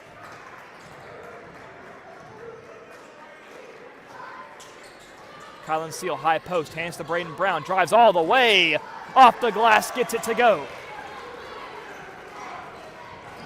Braden Brown, the drive and the score. So 38-20. Adcock, left wing, pulls up over Kylan Seal, no good. Braden Folks gets the rebound and hands off to Elisha Puckett. Puckett dribbles right, into the paint, fade away. Oh, it's beautiful. Josh, he's feeling it. I mean, when you're feeling it, are you going to take the ball out of his hands? I don't think so. So Lockhart up top, dribbles in, spin move. Gives it back out to Adcock. Now to Lockhart. Bumpus pump fakes, gets Brody Worley to bite, tries again, and again he gets it. So Bumpus on fire from beyond the three-point arc. Yeah, Josh. Him and 24, Jevin Adcock. they've been making things happen. Adcock inside and Bumpus from beyond the arc. Tough pass, Folks to Puckett. Puckett won't get it. Look at King B flying in. Can't get the putback. And an over-the-back foul will be called against Folks. But some nice hustle out of the senior. Under 90 seconds to play in this first half. Dogs 40, Cubs 23.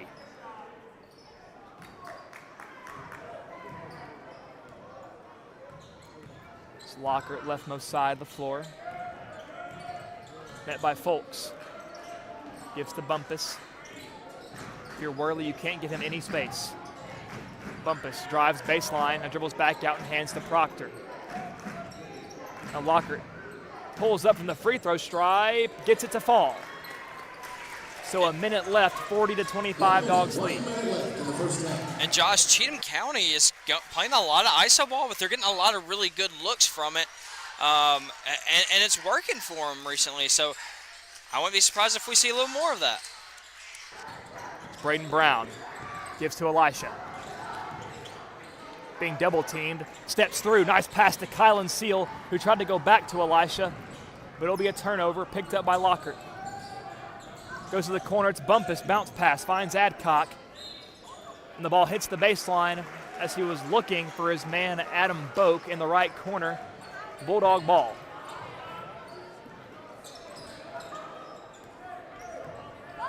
So under 25 seconds to play. Brown taking his time. Hickman wanting to take the final shot of the half.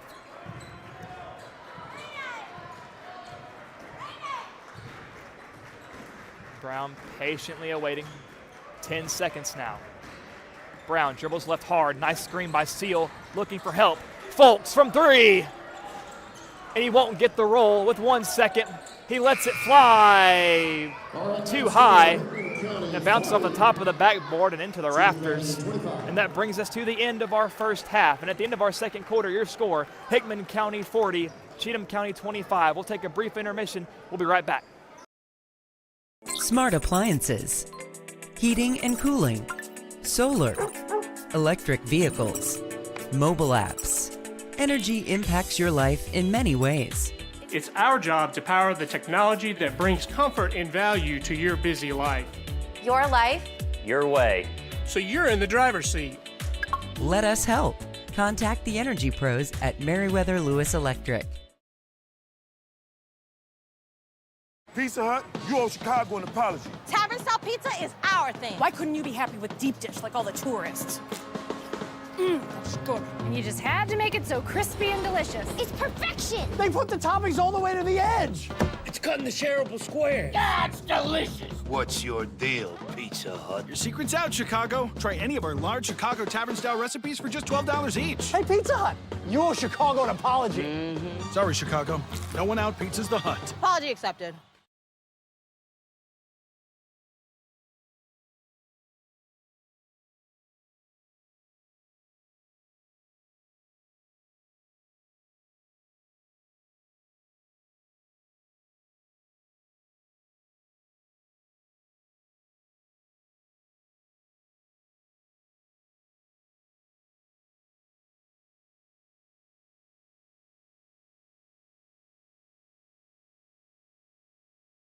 And welcome back to WNKX. We are joined as per usual at the halftime of the boys game with the head coach of the Lady Dogs, Coach Gavin Gordon, after a tough loss tonight to Cheatham County. Cam, I'll let you open us up here tonight with the first question. Yeah, Coach, some slow offense in the first half, but I noticed in the second half, Zoe Chilton really picked it up offensively. If you just want to speak to her performance tonight. Yeah, I think she took a step forward tonight and played well. She's been playing well the last several games, offensively moving the basketball, looking for her shot as well as setting other people up. I thought she rebounded well tonight, and I think she was one of the people that stepped forward in the moment, even though the game kind of got stretched out. She kept fighting, and that's all I can ask for. Now, of course, Coach, tonight, the second half looked a lot better than the first, but of course, sometimes in sports, if you dig yourself enough hole in the first, it's hard to climb out of. So what do you think went wrong with the team in the first quarter that really got you behind the 8 ball? I just don't think we really had energy on the offensive end or defensive end. Offensive, we were kind of stagnant, standing, not really moving the basketball and looking to get downhill, kind of just standing around. Defensively, I don't think we were calling out screens very well, and they set a ton of them, cross screens and down screens, and we just looked a little bit lackadaisical tonight. Now, Coach, looking forward to the district tournament. What are things that you're going to prepare for those games and looking forward to that? Yeah, we just got to get back to moving the basketball a little bit, cutting with purpose and cutting hard, and just getting back in a rhythm a little bit. Like I said, I think we were stagnant. Got to get back to talking on the defensive end. I don't think we did that very well tonight, and just move forward from that. That's what we told the girls. This game's done. You got to ice it and move on and get ready for Tuesday. Well, thank you very much, Coach Gavin, Gordon, everyone. We wish you guys the best of luck with district starting next week. And folks, we will be right back with the second half resuming in just under 7 minutes. Don't go anywhere.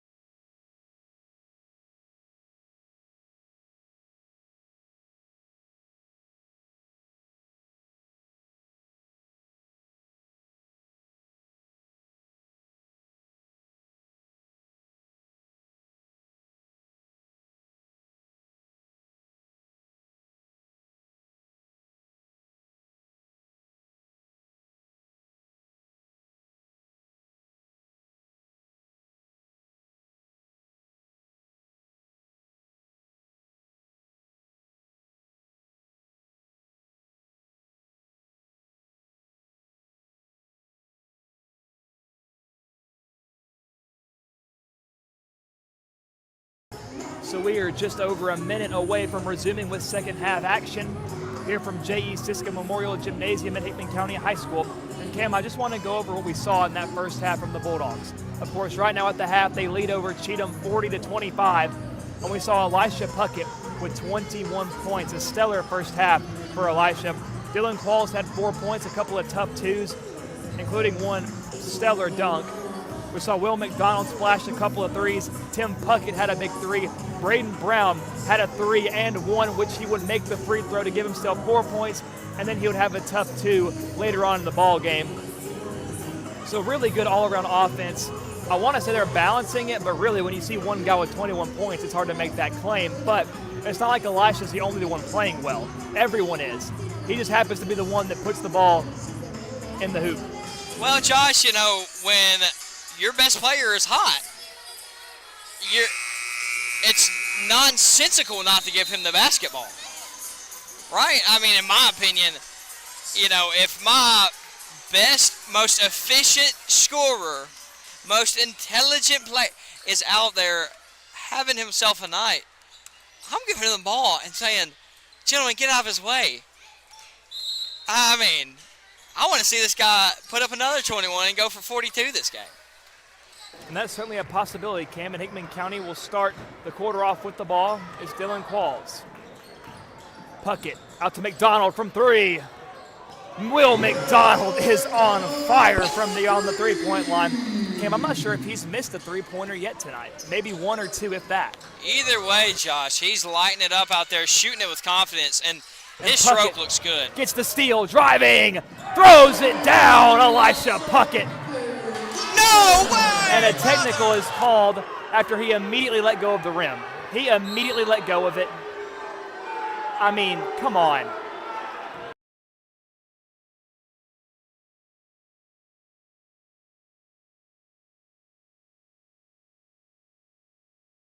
So, of course, a lot of unhappy campers here at J.E. Cisco, but it is what it is. Elisha trying to plead his case.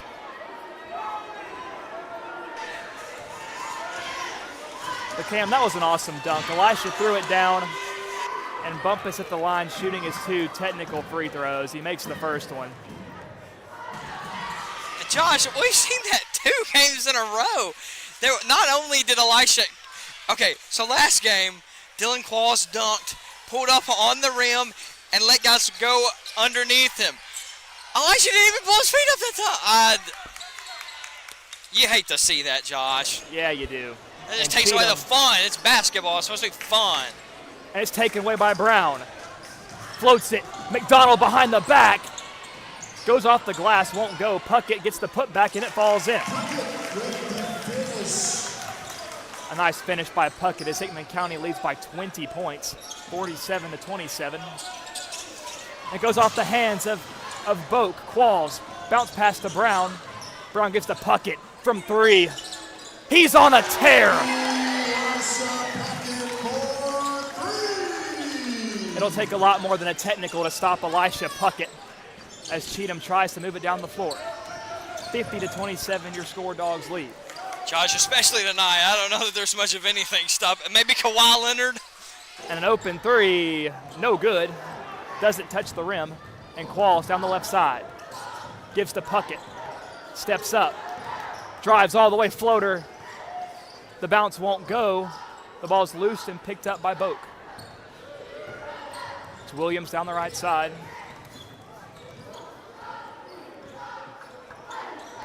Pulls up from 3. Splash down again for Bumpus. And he has been definitely the hottest hand for this Cheatham County team.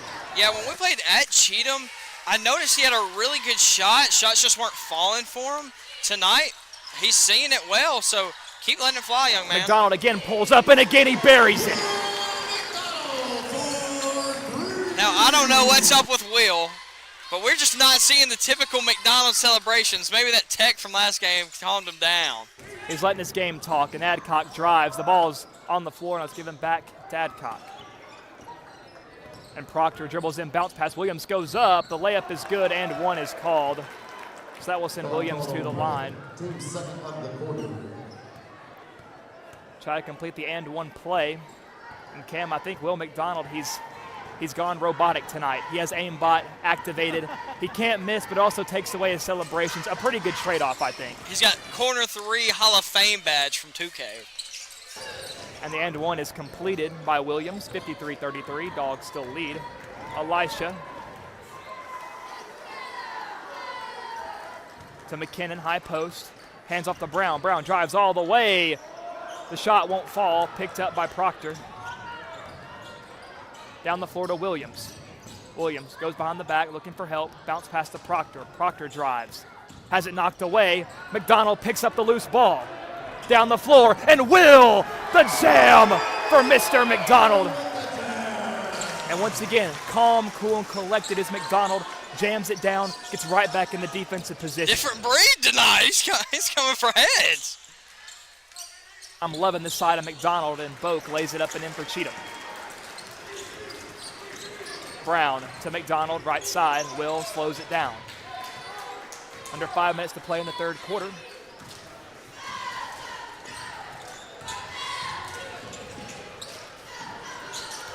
Brown, it goes off the foot of Proctor, so a kickball violation will be called, and Hickman will throw it in from the far sideline. Yeah, and right there, I'd want to see Brady Brown keep his dribble alive. He kind of took away one side of the court from himself. And a foul will be called on Proctor as Brown tried to drive in. And that will be a couple for Braden Brown at the free throw line. So, Cam, that was a nice play design there. McKinnon, perfect pinpoint pass, and it was a quick release, too. He wasted no time getting that to the cutting Braden Brown. Yeah, absolutely. You know, I'm always impressed with the way Braden attacks the basket. Being only, he's listed at 5'9". Might be a little generous there in my opinion, but either way, he gets to the rim so well. It doesn't really matter what size he is, the way that he attacks it. And him knowing his size and ability, he attacks it in a certain way that allows him to play in there more freely. And Brown goes 2 for 2 at the free throw line. Makes it 57-35. 4.5 left in the third. Williams. Dribbles in, bounce pass. Boak gives Adcock. Tries to go up, and McKinnon says, oh, absolutely not. And Brown drives, Puckett. Dribbles it hard. McDonald, corner 3. He's automatic. And there's the McDonald celebration we're so used to seeing. And Cam, I think he's earned it. Yeah, Josh, I mean, Will's balling out. I mean, who's not balling out tonight is the question. This is one of the best performances we've seen from them. Bumpus again tries from 3. This time he's short. There's Puckett. Down the floor. Might take it himself. Pulls up, spin move in the paint. Gets it to fall. I'm in tears. And this young man, Bumpus has been probably, I think, Cheatham County's top scorer, but he's also had Elisha pretty much the whole night. And every time he's just looking back at the coach, just smiling, saying, I don't know what else to do, coach. I'm right there with him. This Elisha performance, if it was seen by a 1950s NBA player, it would put them in a coma. Those plumbers that happen to have a side gig as a basketball player would not know what to do with this young man. Bounce pass Bumpus to Lockhart. Lockhart pump fake, drives right to McKinnon, bounce pass, swings it. Adcock long 2 from beyond the free throw line. It won't go. Qualls gets the board. Qualls down the right side. Brown in the corner, pump fake, drives in all the way. An easy layup for Braden Brown. And Hickman is firing on all cylinders as they improve their lead at 64-35. And Josh, you know, discipline-wise, I would argue that Braden Brown might be the most disciplined offensive player. He's very good because he understands his limitations and the athlete that he is, like at his size. And Brown gets the takeaway right on cue, floats it, Qualls. Floats it up, won't go. Puckett gets the rebound and secures the putback. Elisha Puckett might have 100 by the end of the night. And Bumpus is looking for a teammate to come back and inbound.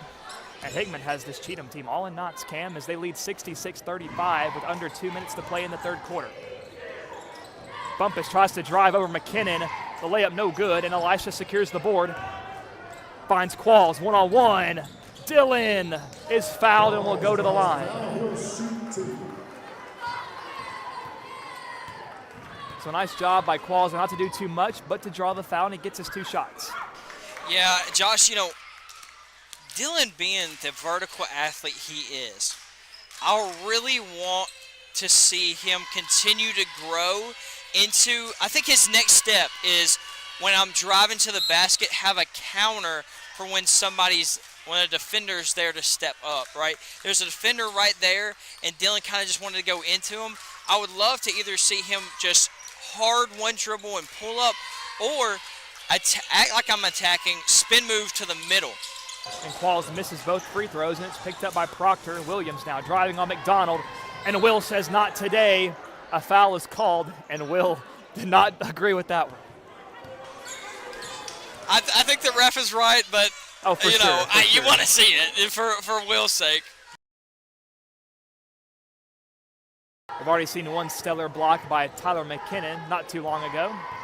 Williams misses the first free throw.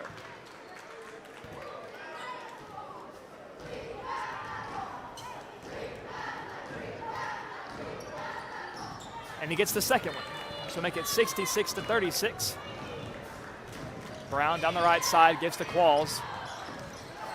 Qualls, nice move. Has it knocked away, though, by Proctor. Tries to find Williams. McDonald gets a hand on it, but it still finds the intended target. Locker back to Williams. And 3 dogs swarm him, and a foul is called. So a nice job there by Hickman to hustle back at least to prevent the easy layup, but still a foul, and still 2 shots will be attempted by Bryson Williams. Yeah, Josh, that's a tough call right there.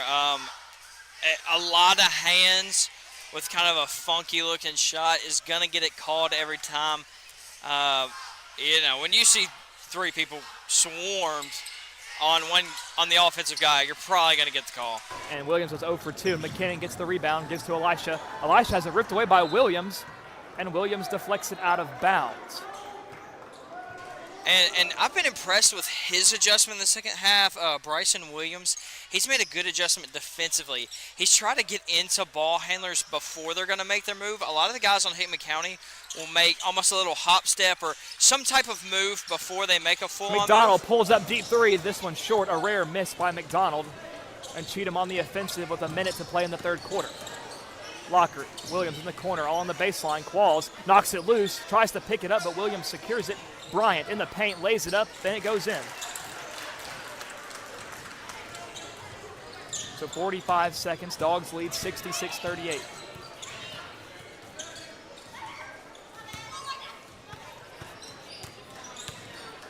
Puckett now drives on Boak, step back, gives to McKinnon. Big man 3, bang! Tyler McKinnon! Bang! Big man doing big things, baby! And that was nothing but net 2. What a shot by McKinnon. Bryant in the right corner. Goes over to Lockhart up top, 15 seconds. It's stolen. Puckett down the floor with Lockhart on him. Gives to McDonald off the glass and an easy 2. So 5 seconds. Williams hustling down the floor. And he gets it to Lockhart, who floats it up, gets it off. And the most nonchalant buzzer beater 3. Wow. And they will count it. So a nice shot there by Lockhart. That's cool. It was cool, very casual. But that brings us to the end of the third quarter. 1 quarter remains. Dogs lead 71-41. We'll be right back on WNKX.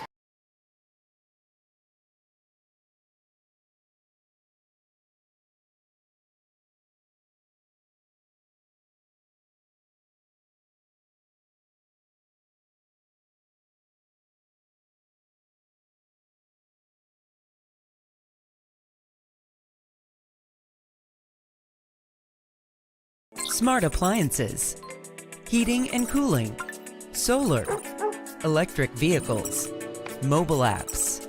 Energy impacts your life in many ways. It's our job to power the technology that brings comfort and value to your busy life. Your life, your way. So you're in the driver's seat. Let us help. Contact the energy pros at Meriwether Lewis Electric. And welcome back to WNKX. 8 minutes remain in our contest as we're about to begin the fourth quarter. Hickman County with a commanding 71-41 lead. I mean, goodness gracious. Will McDonald has been on fire. Elisha Puckett has been on fire. Braden Brown has been on fire. We've seen Dylan Qualls make some plays. Tyler McKinnon hit a 3. What haven't we seen from this Bulldog offense thus far in this game? And still 8 minutes left to play. Gibbs Proctor from 3, no good. And McKinnon knocks it to Qualls. Qualls to McDonald. Step back, corner 3, quick release. No good. Brown tips it, and an over-the-back foul is called on Brown. So it will be Cheatham ball.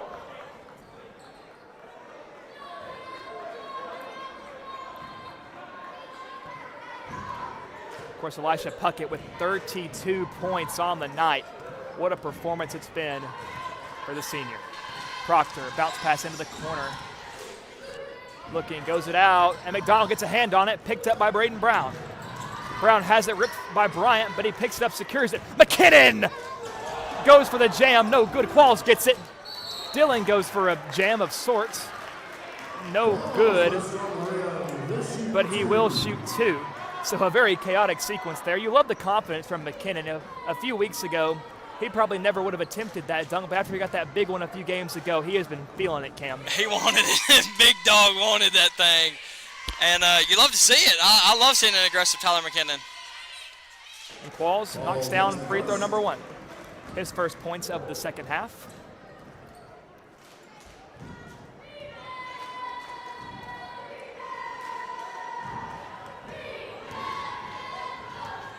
And Qualls goes 2 for 2.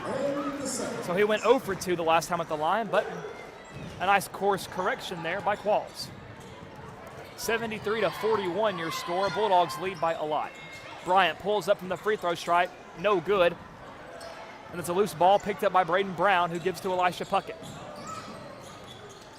Elisha just pulls up, no good. And it's rebounded by Lockhart. Bumpus down the floor in a hurry. Qualls coming in from behind, doesn't get the takeaway, and sets back up on defense.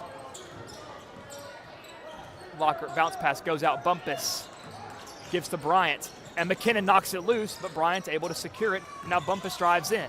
Bounce pass, loose. And it's stripped away and picked up by Bumpus. And McDonald knocks it loose, and it finds Lockhart. And the ball's on the floor again. And he took about 7 steps, no call, and Bumpus picks it up. Bounce pass over to Lockhart.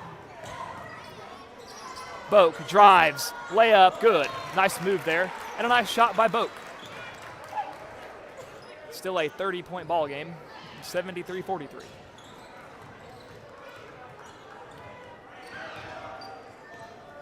Under 6 minutes left to play. Elisha at the right wing, dribbles in hard, into the paint, takes it all the way, lays it up and in.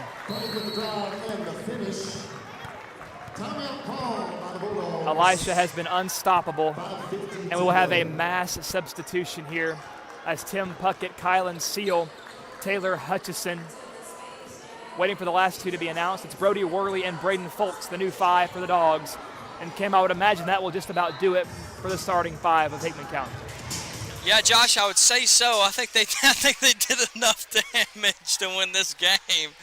My goodness, they put up 75 in, was it 30 minutes of basketball? That's a lot of points. An impressive night. And the layup is good by Adcock. So Coach Dawson, pun very much intended, calling off the Dogs. But even still, Cam, with these 5 on the floor, still very capable young men that can score a lot of points. Yeah, I was going to say, I don't know that he called off the Dogs necessarily. He just put in the younger ones. Tim Puckett up top, gives to Folks. Not a Seal. Worley dribbles right, step back, pump fakes the 3, gives to Folks, who pulls up. The shot is short, but Seal tips it up and can't get the board. It's Proctor that comes up with it. Down to Bumpus. Proctor tries to find his man, goes off of Bryant, but finds the hands of Bumpus. Baseline, bounce pass to Lockhart. Drives into the paint, looking, steps, and a walk. So, Cam, how about these young bucks of Hickman County, just relentless on defense? Yeah, absolutely, Josh. And it's what you want to see they're growing offensively. That's something I've noticed with a lot of the young guys is offensively they're kind of picking it up and learning, trying to figure out, where they're going with it. But defensively, they're in it and just off of energy. And Tim Puckett dribbles right and gives to Folks, who goes over to Worley. Worley dribbles left, guarded by Lockhart out of Hutchison. Hutchison gives to Folks. Now, Josh, offensively, there's a lot of ball screens right now. If you're Coach Dawson, I don't know that that's what you're wanting, but it's what they keep running, so maybe it is. But either way, it kind of limits space for the dribbler, but they're making it work. It's running this clock down, that's for sure. And Tim Puckett, nice move, drives baseline, looking, gets it to Hutchison beyond the arc, now to Kylan Seal, who drives in off the glass, gets it to go. I mean, Josh, Hickman County just played offense for like 30-something seconds. That was impressive to take care of the ball that much, but all of the movement was... And an errant bounce pass results in a turnover bounce pass. Tim Puckett drives, and he's fouled and will go to the line. I mean, I don't know what else to say about this game, Josh. It is a dominant performance. And that'll be putting it lightly. So Tim Puckett had that big three earlier, looking to add to his point totals here. Oh, the first one rattles out. Tough break there for Tim.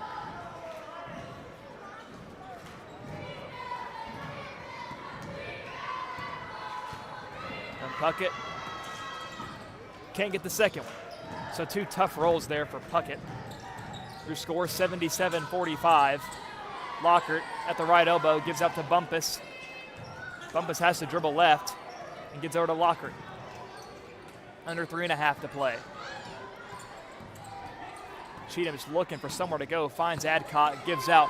Bumpus dribbles left, three, no good. Rebounded by Brody Worley. And Worley loses handle of it, and it's picked up by Adcock. Bounce pass, Proctor. Nice patience by the young man to wait out the two pursuing defenders, and he lays it up and in to cut it down to a 30-point game, 77-47.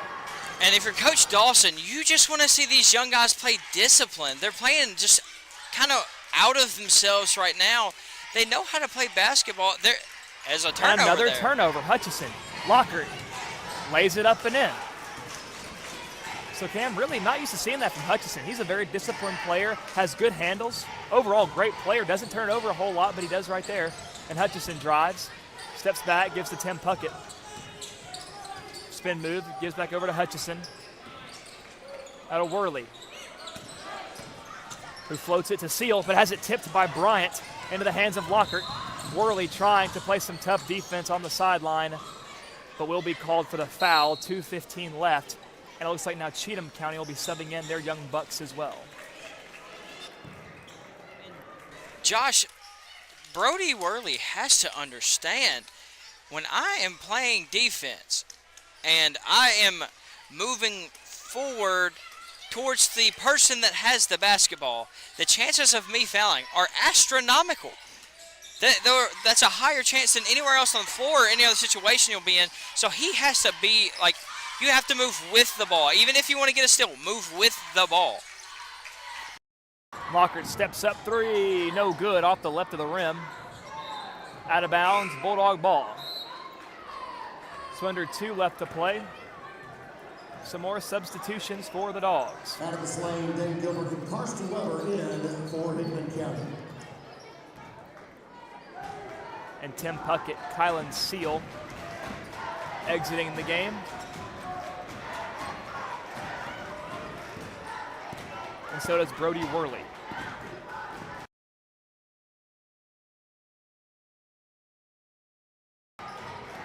So Dane Gilbert, one of the new entrants, with the ball, gives to Hutchison. Hutchison, left elbow, back to Gilbert. Folks, hands off to Lane. Folks from the corner, no good. Rebounded by Fowler. Under 90 seconds to play.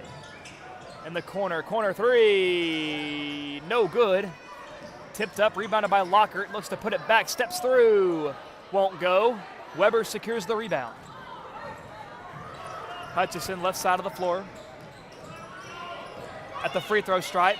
Hands off to Dane. Dane from three. No good. But it's knocked loose, and Folks picks it up, gets the put back to go. A nice shot by Braden Folks. That was not an easy one at all, Cam. Yeah, Josh, and wanting to go into contact, none was met there. It is always harder to finish without any contact when you're expecting it. I don't know why it makes it tougher, but a great job there finishing anyway.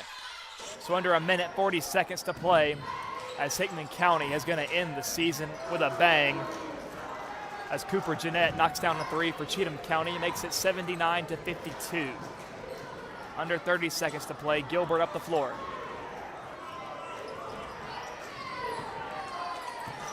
Gilbert floats it to Weber in traffic, but Weber comes out with it. Turns around, fade away, no good. Down left side of the floor is Cheatham, 10 seconds. And Gilbert playing some scrappy defense, knocking it loose, but Cheatham stays with it. Lockert drives, kicks out to the corner. For all the marbles, a three! No good. And that will bring us to the end of the final game of the regular season. And my goodness, what a game it was for your Hickman County Bulldogs. The Bulldogs walk away victorious from their home gymnasium, 79-52 over the Cheatham County Lions. Folks, we'll be taking one last commercial break, then Cam and I will be going through a little bit of a post-game show to prepare you for next week, and hopefully we'll get a word from Coach Dawson. We'll be right back.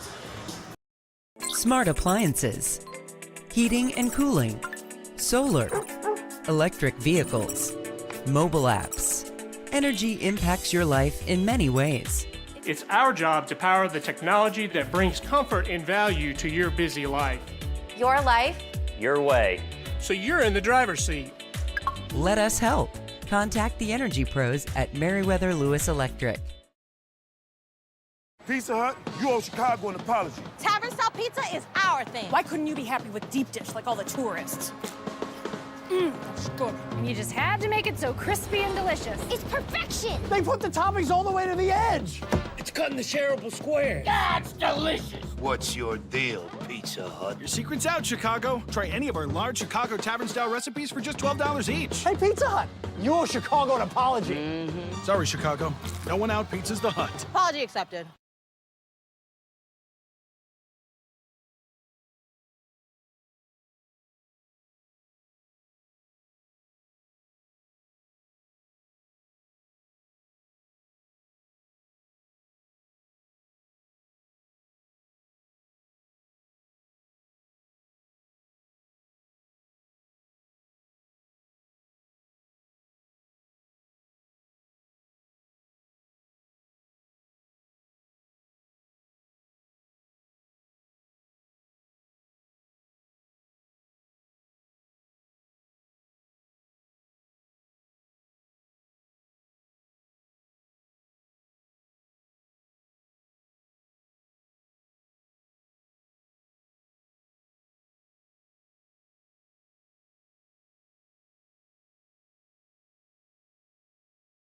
And welcome back to WNKX. I'm Josh Copley, joined by Cameron Peters for the postgame show. And folks, it was a great night tonight for the Hickman County boys. The Dogs won 79-52 over the boys of Cheatham County, the Cubs.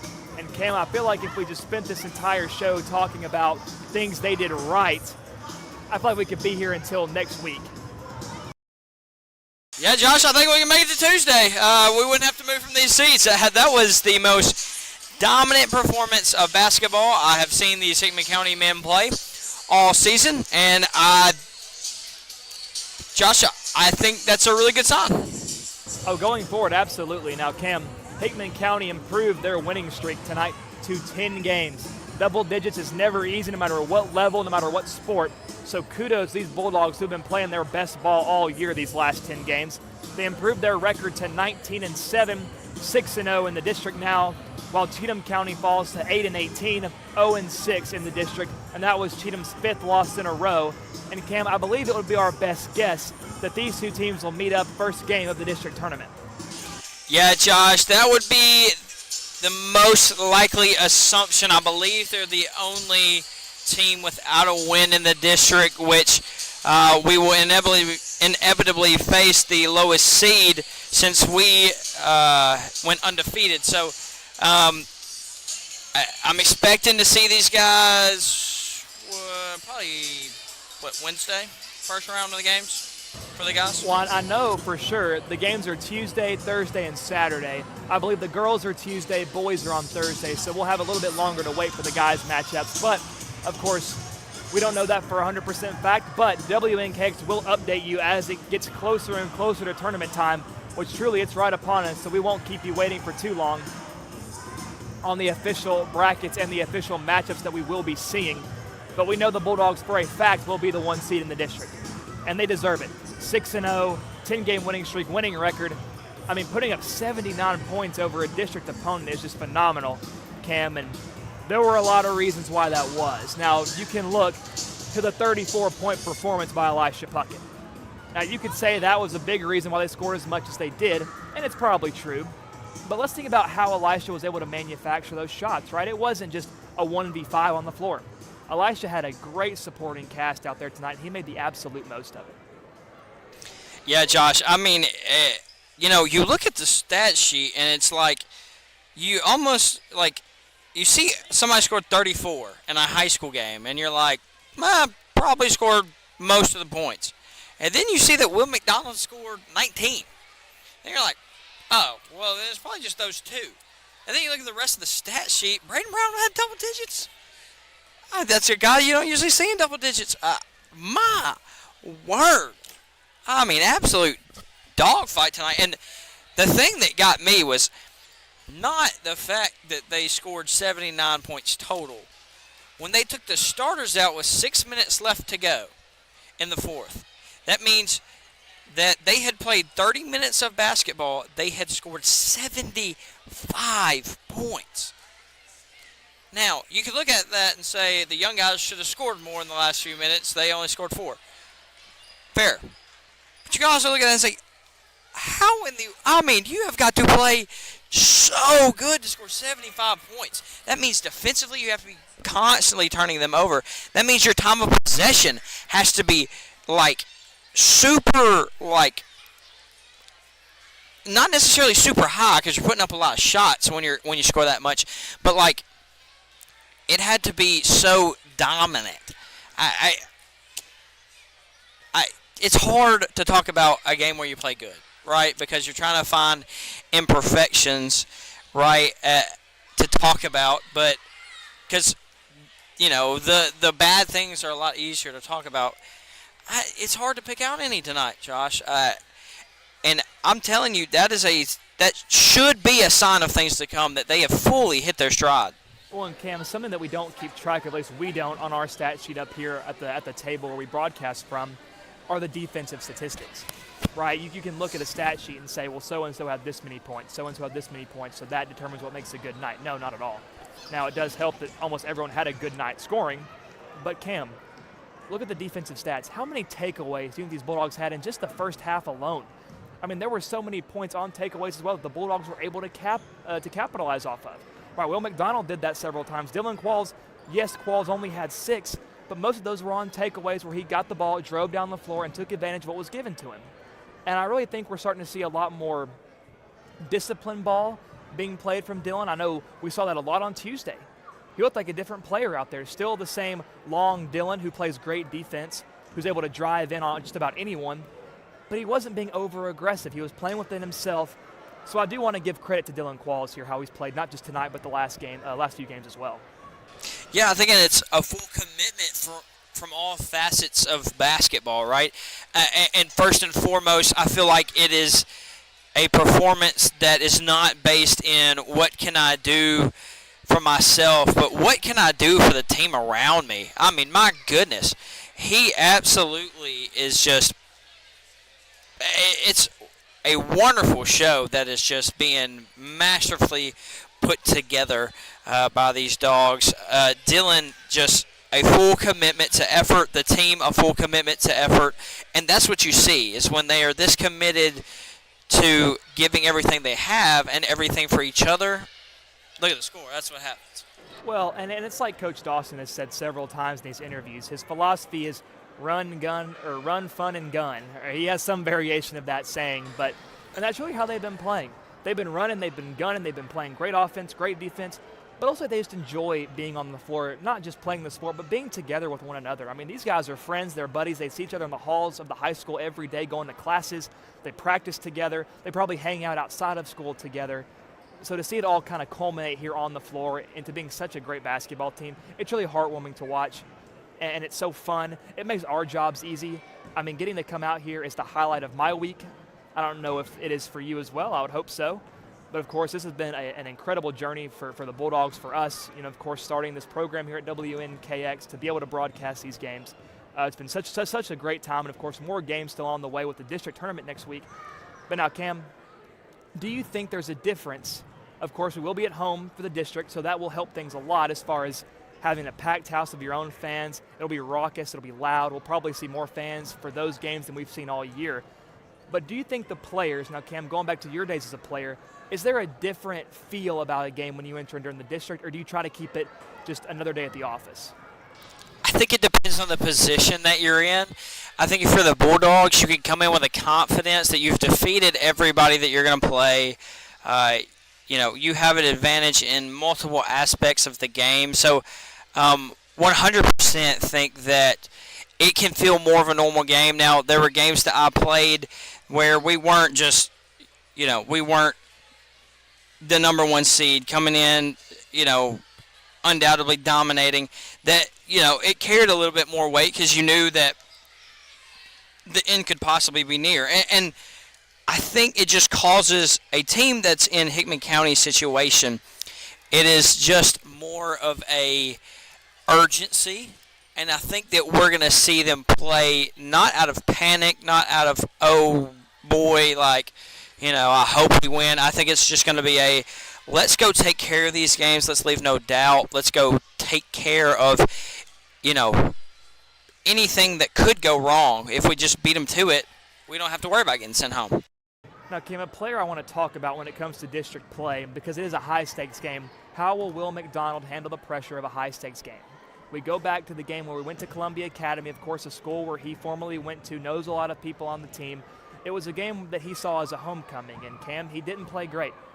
Of course, a game that had a lot of pressure, a lot of stakes, of course, different stakes that'll be present in the district, but stakes nonetheless. So how do you think Will McDonald needs to handle this district tournament to essentially just keep doing what he's been doing? Because he has been one of the core members on this team that have catapulted them to these victories. Josh, I think we're looking at a totally different player than at that Columbia Academy game. I think we're looking at a player that has found his confidence, found his place on the team, knows what shots he needs to look for, knows how he can be the most effective and most efficient, and just get after it, honestly. Yeah, Cam, I agree with you wholeheartedly. And I think we will see more of the same from Will McDonald. I mean, we saw today, I mean, he refrained from the celebrations. He refrained from the overreactions that takes place after his threes. Of course, we love seeing the McDonald celebrations. But, Cam, how composed he looked in that first half. Cam, he made several threes in a row. He jammed it down. And he was as cool as a cucumber. I mean, that is just a great thing to see from Will McDonald. And I think if he continues that mentality, he will be a dangerous player on this team. Now we look over to someone else, and that's Braden Brown. You mentioned his name earlier when you were going through the numbers of points scored. We said we're not used to seeing Brown score 10 points. But my goodness, Cam, he earned every single one of those 10 here tonight. His game really started off, offensively speaking, when it comes to scoring, with that big and-one three from the left corner. I mean, that was so fun to watch. It got the crowd riled up. It was something we hadn't seen this year, really, an and-one three-pointer. And not only did he make the three, he goes to the line, calm, cool, and collected, and sinks the free throw to cap off a 4-point play. So I think that really kick-started his momentum. And he had a big layup as well following that, a couple of free throws, and another tough two to cap off his 10-point night. And I don't think his importance to this team, his value can be understated. I mean, Cam, even as a sophomore, he plays like he's a veteran. He plays like he has been here for 4 years, but he hasn't. So I think if that, young leadership comes to life during the district tournament, if he plays like he's been playing, I mean, I don't see why he won't still be in the starting five for every single one of those postseason ball games. Yeah, Josh, I mean, he is an absolute rock at what he is.